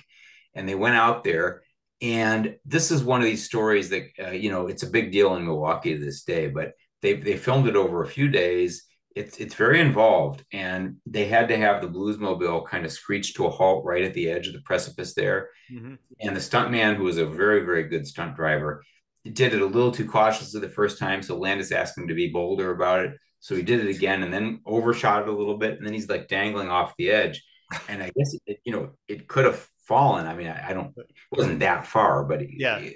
there were some of these like steel kind of rods protruding, and that was the thing that saved the car from plummeting to earth. But that was a scary moment. And the newspaper in Milwaukee made a deal out of this when my book came out, because it was an episode of a kind of near accident, and Landis very tragically was involved in a real catastrophe a few years later. Yeah. But I will say this, from all I know, and I don't know that much about filmmaking, I think that the standards for safety in this film were probably typical of that era. It wasn't the kind of safety standards you'd have now. But I think they were, nobody got seriously injured that I know of throughout the making of this film. So I will say that I think it was as safe as it was going to be in that era. Yep. Is what There's one scene I want to talk about safety, and everybody got so lucky. It was the Twiggy gas station scene where it was blown up, and they said, "Is everything clear?" "Oh yeah, we're clear. Let's just check one more time. What happened?" Yeah, and it turned out there were kids in the trees nearby. Yeah. Might have gotten their eardrums blown out. Oh man, so thank God that they did that. But you're exactly right. I love the movies of the 70s. I think 70s and 80s are my favorite era, especially 70s. And every documentary I see, everything I read about said exactly what you're saying. That was just the way it was. We really, everything's a lot more safety conscious now because of what happened back then. I will say, Landis, say whatever you want about him, he was stone cold sober. I mean, he was a teetotaler. And as a director, they were very much on the ball. So, they were kind of herding cats. I mean, a lot of the cast and crew were pretty effed up at different times, but I think they tried to run as tight a ship as they possibly could for that era. Well, let's talk about Landis being stone cold sober and Belushi being the way he is. I'm sure there was a lot of confrontations between the two of them. Well, the epic one, which winds up being the opening scene to the Wired book, Bob Woodward's Wired book, which is his biography of Belushi. Yeah. That scene, it's actually the last scene that they filmed in Chicago in October of 1979. And it was the last week. And Belushi was really, really, really addled that week. He was really overdoing it. He'd been partying with like the Eagles and was just doing very heavy drugs, apparently, and drinking very heavily. And so he's basically sort of comatose in his trailer. And Landis pounds in and like, "What are you doing to my shot?" And he sees this like big mound of cocaine on like the table in this RV, and like, "What are you doing to yourself?" Yeah. And they like have this tussle, like Roman wrestling or something. And I think Landis like flushes it down the toilet or something, and it's very dramatic. And Belushi was not pleased at that, but that was the ugliest that it got, that confrontation. Landis told me, and I put this in the book, that last week of filming in Chicago, there were two different occasions when Belushi overdosed and had to be revived in his room. He could have died either time. Mm-hmm. This was the last week of filming in Chicago. That's how messed up he was at the end of that part of the shoot. Yeah.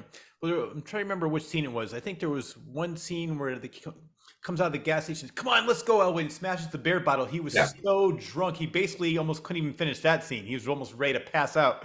But that's the scene that we were just discussing. That was the scene they were filming that day. And they got the shot, but Belushi was had to be like, escorted around. He was so out of it. Yeah. So it's amazing they got it because he was in very bad shape. I know. And then rewatching it after you're reading your book, I could definitely see that now too, which I would never even think of back then. Another time I think you were talking about in the book was when Landis had a couple of John Belushi's drug dealers arrested 'cause they were giving him drugs on the set. He goes, "Don't ruin my movie or don't get yourself killed." And John's, "You can't tell me who my friends are." And he took off in some guy's car. I mean, he had a lot of enablers, unfortunately. There was a lot of people that just wanted to, "Hey, man, I get to party with John Belushi." And John Belushi was more than happy to party with them. So, yeah, of course, LA, there were lots of drug contacts, and that was the second half of the shoot. And they kept trying to chase them off, but Landis had a lot of drug contacts out there. And so, by all accounts, though, he was in better shape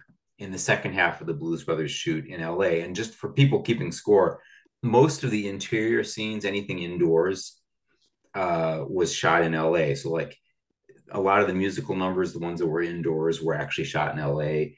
When they're inside the Shape Hall restaurant, that's shot in LA. Most of the indoor stuff was shot there. Yeah. And the stuff that was outdoors was, well, as you know, was mostly shot in Chicago.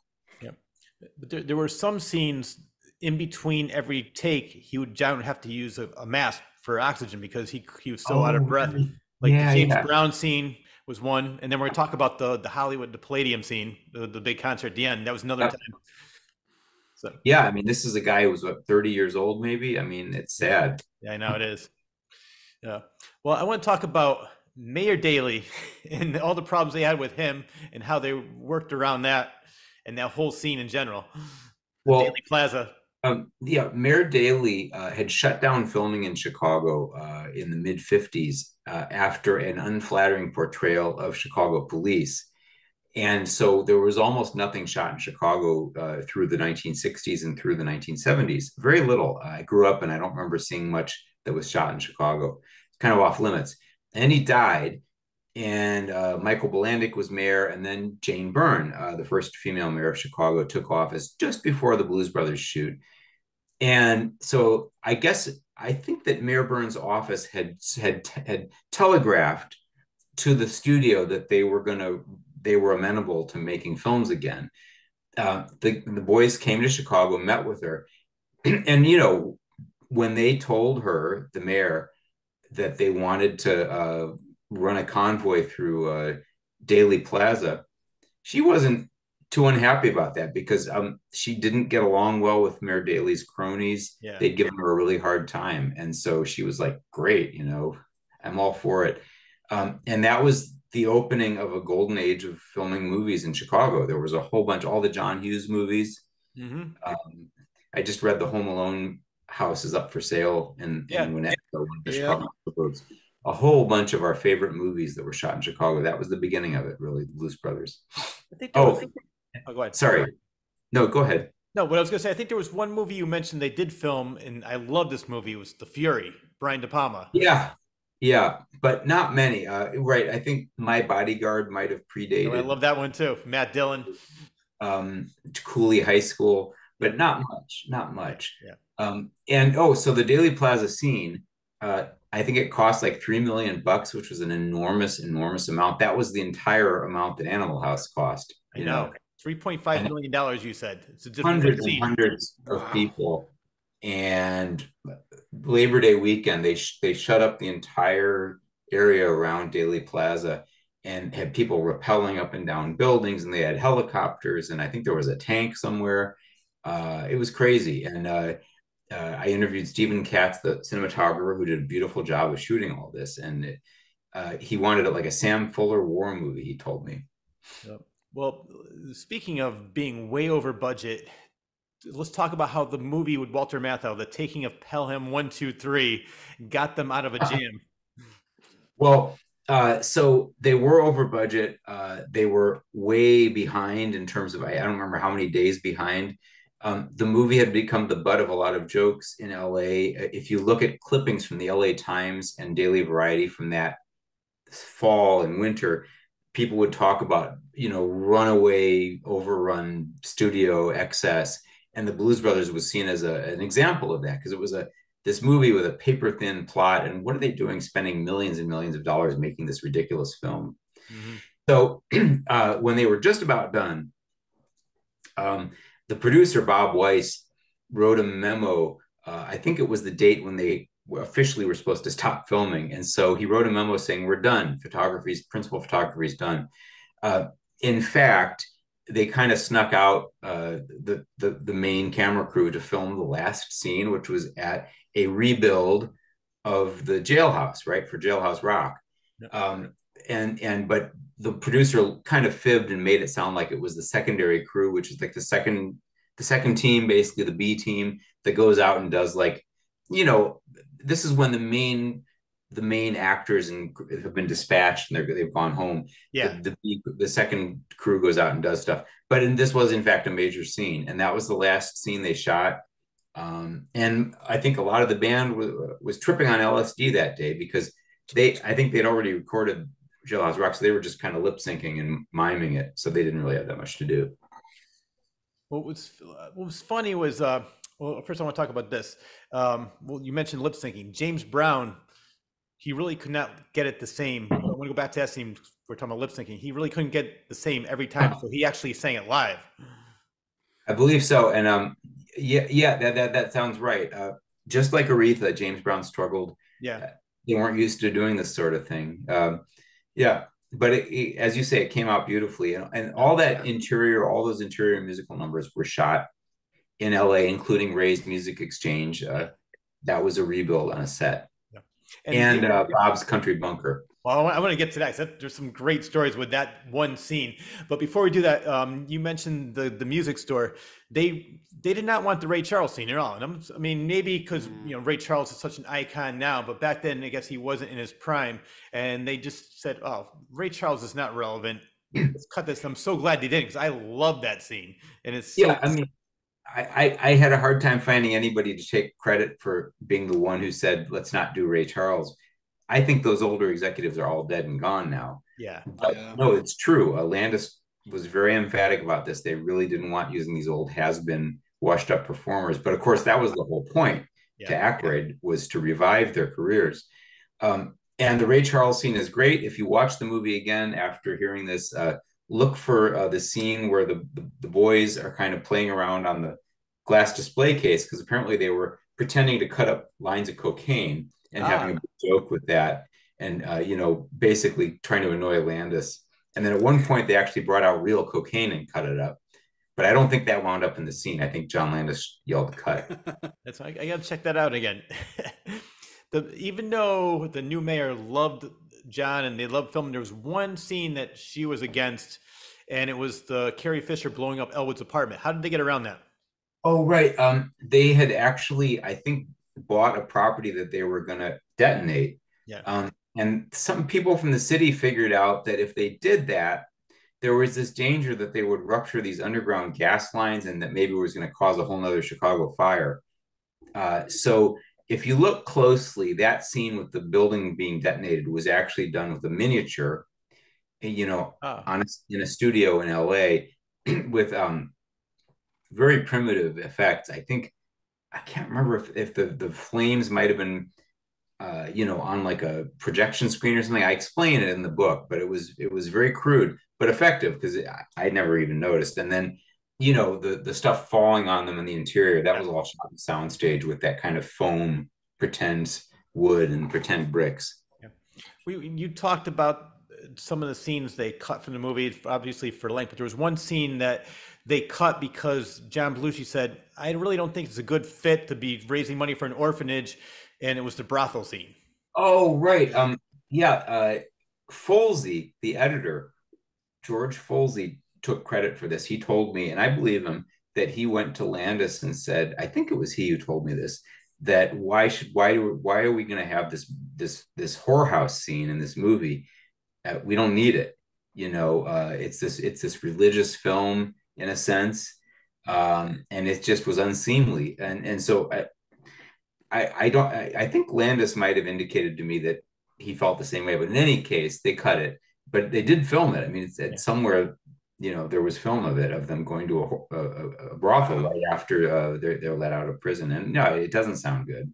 Yeah, I think it's way better the way the way that they did it with the all dudes, and like a.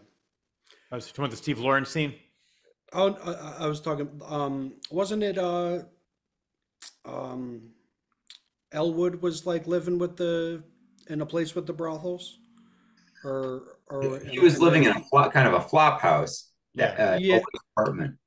Oh, okay. I had mixed it up. I thought originally he was supposed to be living in the brothel, and then they switched it out for the flop house. No, the whole brothel scene just was cut, and probably a good thing. I Yeah, think it was in the yeah, original script, and it doesn't really do anything, so you didn't really need it. yeah, exactly. You brought this up, and I want to talk about this scene, the Bob's Country Bunker scene. First of all, they shot it on the lot, and why was John Belushi forgetting his lines? There was one reason that because there was something. It was Oh, extremely cold. he had the yips. I mean, as simple as that. It was just one of these Yeah. inexplicable things where he couldn't remember his lines, and they all started laughing uproariously because it just got ridiculous because he kept forgetting it. He kept messing up the lines earlier and earlier on the. Well, you said it was extremely cold too, and that's the way he couldn't really concentrate. Oh no, it was very, very cold. It was LA in the winter. Might have been, I don't know, upper 40s or lower 50s, but yeah, it was cold. Yep. And the other interesting thing about that scene in the roadhouse, sorry, in the country bunker, is that was kind of a composite of all these stories that the band members told Aykroyd about actual stuff they'd seen out on the road, like Chicken Wire and country western bands and stuff. They told all these stories to Aykroyd, so we put them into the script. Oh yeah, I love that. The good old Blues Brothers boys band. Such a great one. Well, there was one incident, and another one where, thank God, nobody got hurt. He fell asleep on the top of the truck, on the Bob's Country Bunker truck. What happened then? The guy. Yeah, the sound man who was doing too much, having too much fun, fell asleep on top of this truck, and it was a truck that was, if I remember correctly, is kind of towing another vehicle, and then the stunt driver showed up to do a test run at full speed on the expressway, and the guy like wakes up and he's on top of this truck. Oh man! Luckily he wasn't injured. Yeah, he was banging on the window. He couldn't hear a thing. And there was another incident with this scene, was that the Bob's Country Bunker set was going to be used on television before the movie was released. So how did they take care of that problem? So Landis didn't want his set showing up on television before his movie came out. That would have been not good. So they broke all the windows, apparently. The lawyer who lawyered my book was worried about this, getting Landis into criminal trouble or something. But both he and the assistant director swore this happened. They broke all the windows. I gotta say the statute of limitations on that's got to be up by now. I think so. I would think so. All right, let's talk about another one of my all-time favorite scenes in the movie was the concert at the Hollywood Palladium. So a couple interesting things about that. Belushi injured himself right before that shoot by falling off a skateboard. Why he was on a skateboard, I'm not sure I understand. He injured his knee, and in the book it says which knee it is, but it might have been the same knee he'd injured earlier in his life, diving off a stage. But anyway, he had a knee injury, and so they couldn't really postpone the shot, so they put him in like this knee stabilizer thing.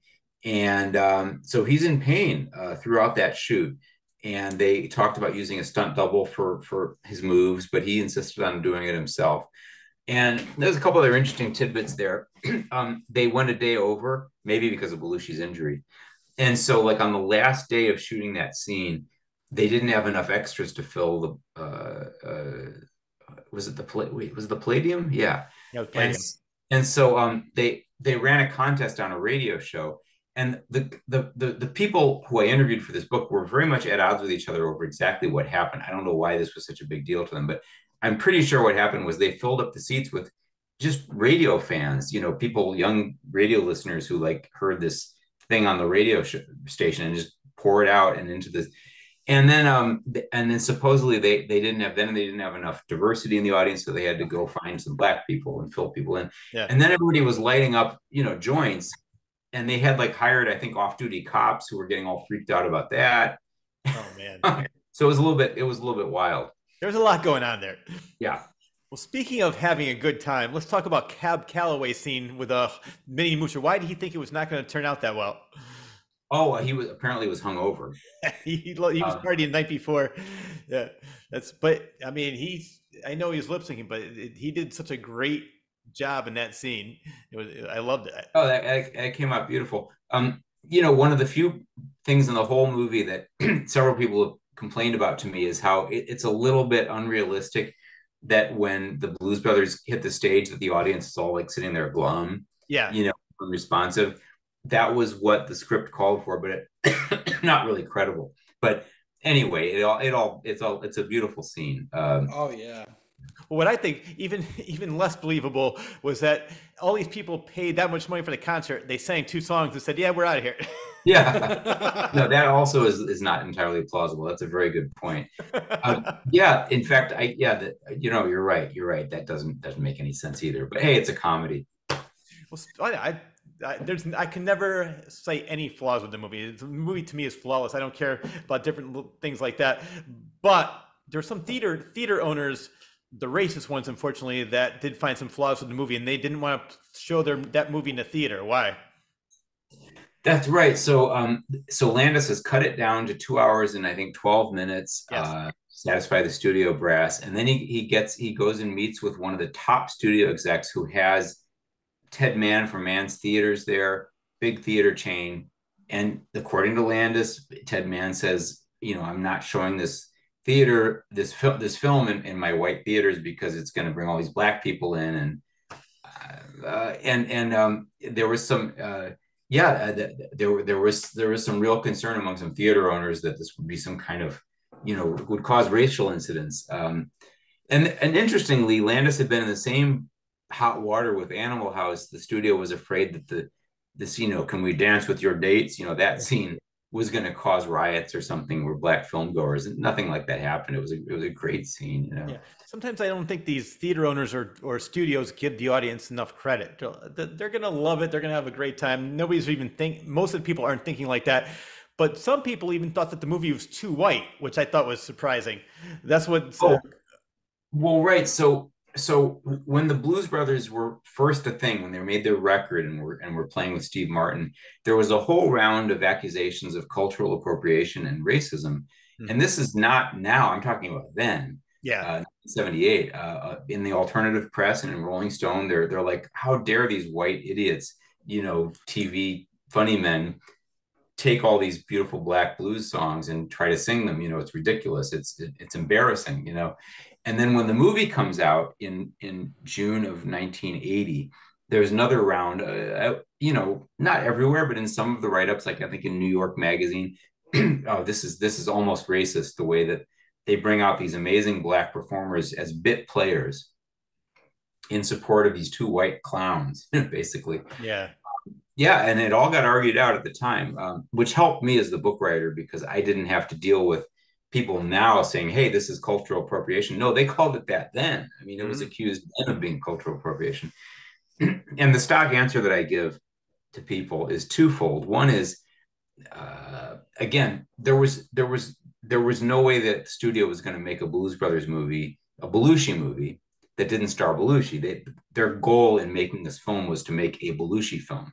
So Aykroyd and Belushi took it and ran with it, and they turned it into what it became, which was this wonderful showcase for these wonderful black musical artists. But it was always going to be a Belushi film. There was no question of that. And the other thing that I always point out is when I went and saw the movie myself in the theater or wherever I saw the Parkway Theater, probably, I did not go out and buy the Blues Brothers soundtrack after that. I went out and bought The Best of Sam and Dave. Mm-hmm. Nice. Which I think is what Aykroyd would have wanted. Yeah, what it reminds me of is when Eddie Murphy did Harlem Nights. He wanted to help out Richard Pryor, Red Fox, and some other people, the people that inspired him, the people that he wouldn't have been where he was if it wasn't for them. And so they wanted to pay homage to them and put them in movies and help them out because unfortunately at the time they weren't doing well financially. So I think it was the same thing with the Blues Brothers. They just loved the blues and they wanted to pay homage to all the blues players and they wanted to give them the respect they deserve. And I love that. And I'm about to turn into a pumpkin here, gentlemen, but you've asked amazing questions, and I want to allow you a couple more. If I mean, you have such good notes here. Oh, yeah. I but I have to work really early in the morning, so I should probably go soon. No, you know what? No, it's been great. We've only been talking for 2 hours. No, you're very well prepared. I have to commend you. You did your homework, man. I really appreciate it. Oh, you know what? Thank you very much. And I want to talk, we'll finish off with the Blues Brothers, but I definitely want to have you back on the show because, as I mentioned off the air, I am a huge Andy Griffith fan. I'm going to buy that book, The Don and Andy, and I would love to have you back on the show to talk about that. Let's talk by email later on, because I actually have a couple paperbacks in my basement that I ordered for a book talk that I did. Okay. And I might be able to autograph one and send it to you. I mean, just if you don't mind. No, I do not mind at all. I would love that. All right. So really quick, we'll end with the Blues Brothers. The movie came out on June 20th, 1980s. The audience loved it. The critics, not too much. Panned it. Yep, exactly. Up and down, from Time Magazine down. Yep. But there was one critic that loved it, and that was Gene Siskel. He raved about it. But again, who really cares what the critics say, as long as the audience likes it? And this is what I really found surprising, because I really wasn't paying attention to the box office back then about movies, but that movie was on par to, let me see where it says, $1 million per day, second only to Empire Strikes Back. That's really impressive for a movie that nobody thought was going to be popular. Yeah, that was considered to be a blockbuster pace in its day. And as you said, in spite of getting horrible reviews everywhere outside of Chicago, pretty much. Yep. All right, so unfortunately, after the Blues Brothers ended, John Belushi was trying his best. He hired Joe Walsh's handler, which is funny, really quick. Joe Walsh, until I read this book, I've seen this movie hundreds of times. I never realized that was Joe Walsh that jumped up on the table at the Jailhouse Roxy. Never knew that. That's funny. Did you know that it was Steve Spielberg, the tax clerk with the sweater vest? That's Spielberg. That one I knew. A lot of people don't know that. Yeah, that one I knew, because growing up, I was a huge Jaws fan. I loved Duel. I loved Close Encounters. So I knew exactly who Spielberg was. And I'm a huge Eagles fan too, but I never realized that was him. But yeah, I know a lot of people said that to me, like, what do you mean Spielberg was in the movie? I said, the guy at the end is like, can I help you? And that was such another great scene. All right, so unfortunately we do have to go. We do know what happened to John Belushi afterwards. He did a couple movies after that, Continental Divide, Neighbors, and there was a whole story about that with John Avildsen and the fights he got into. And unfortunately, John did not live a long life. Died, was it 33 years old, 1983, 1982, somewhere around there?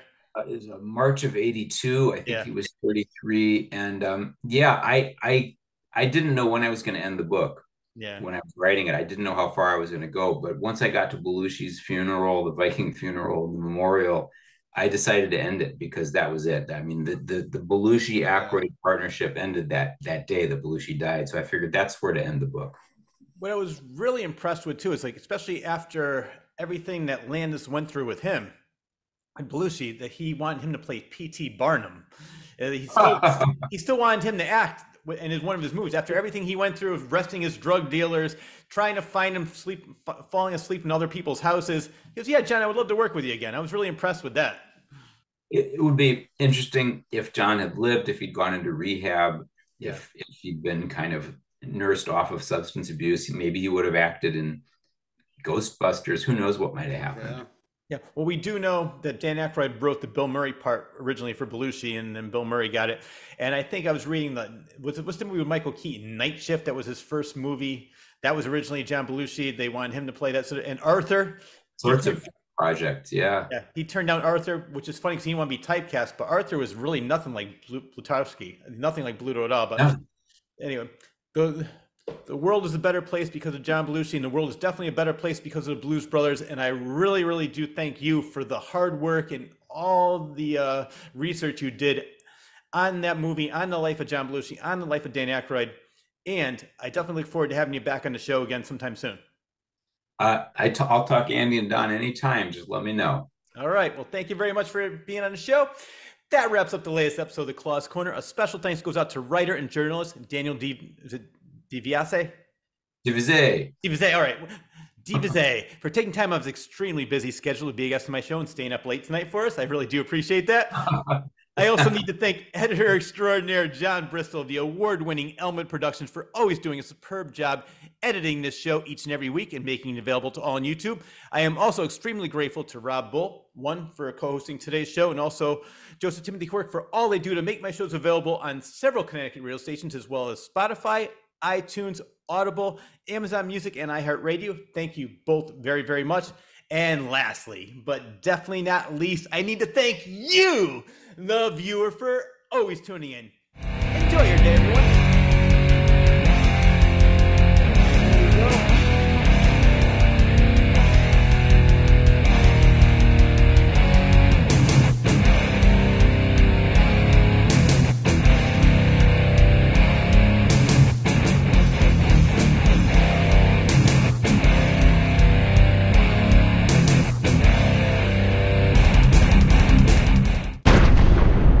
Suckers!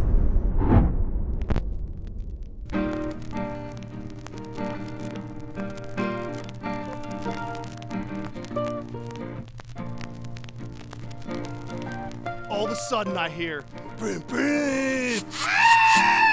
What's a diaphragm again? Ha! We caught one! They're supposed to be weird. Oh, yeah, no. If you say so. I've always wanted to be in a movie. Waiting around for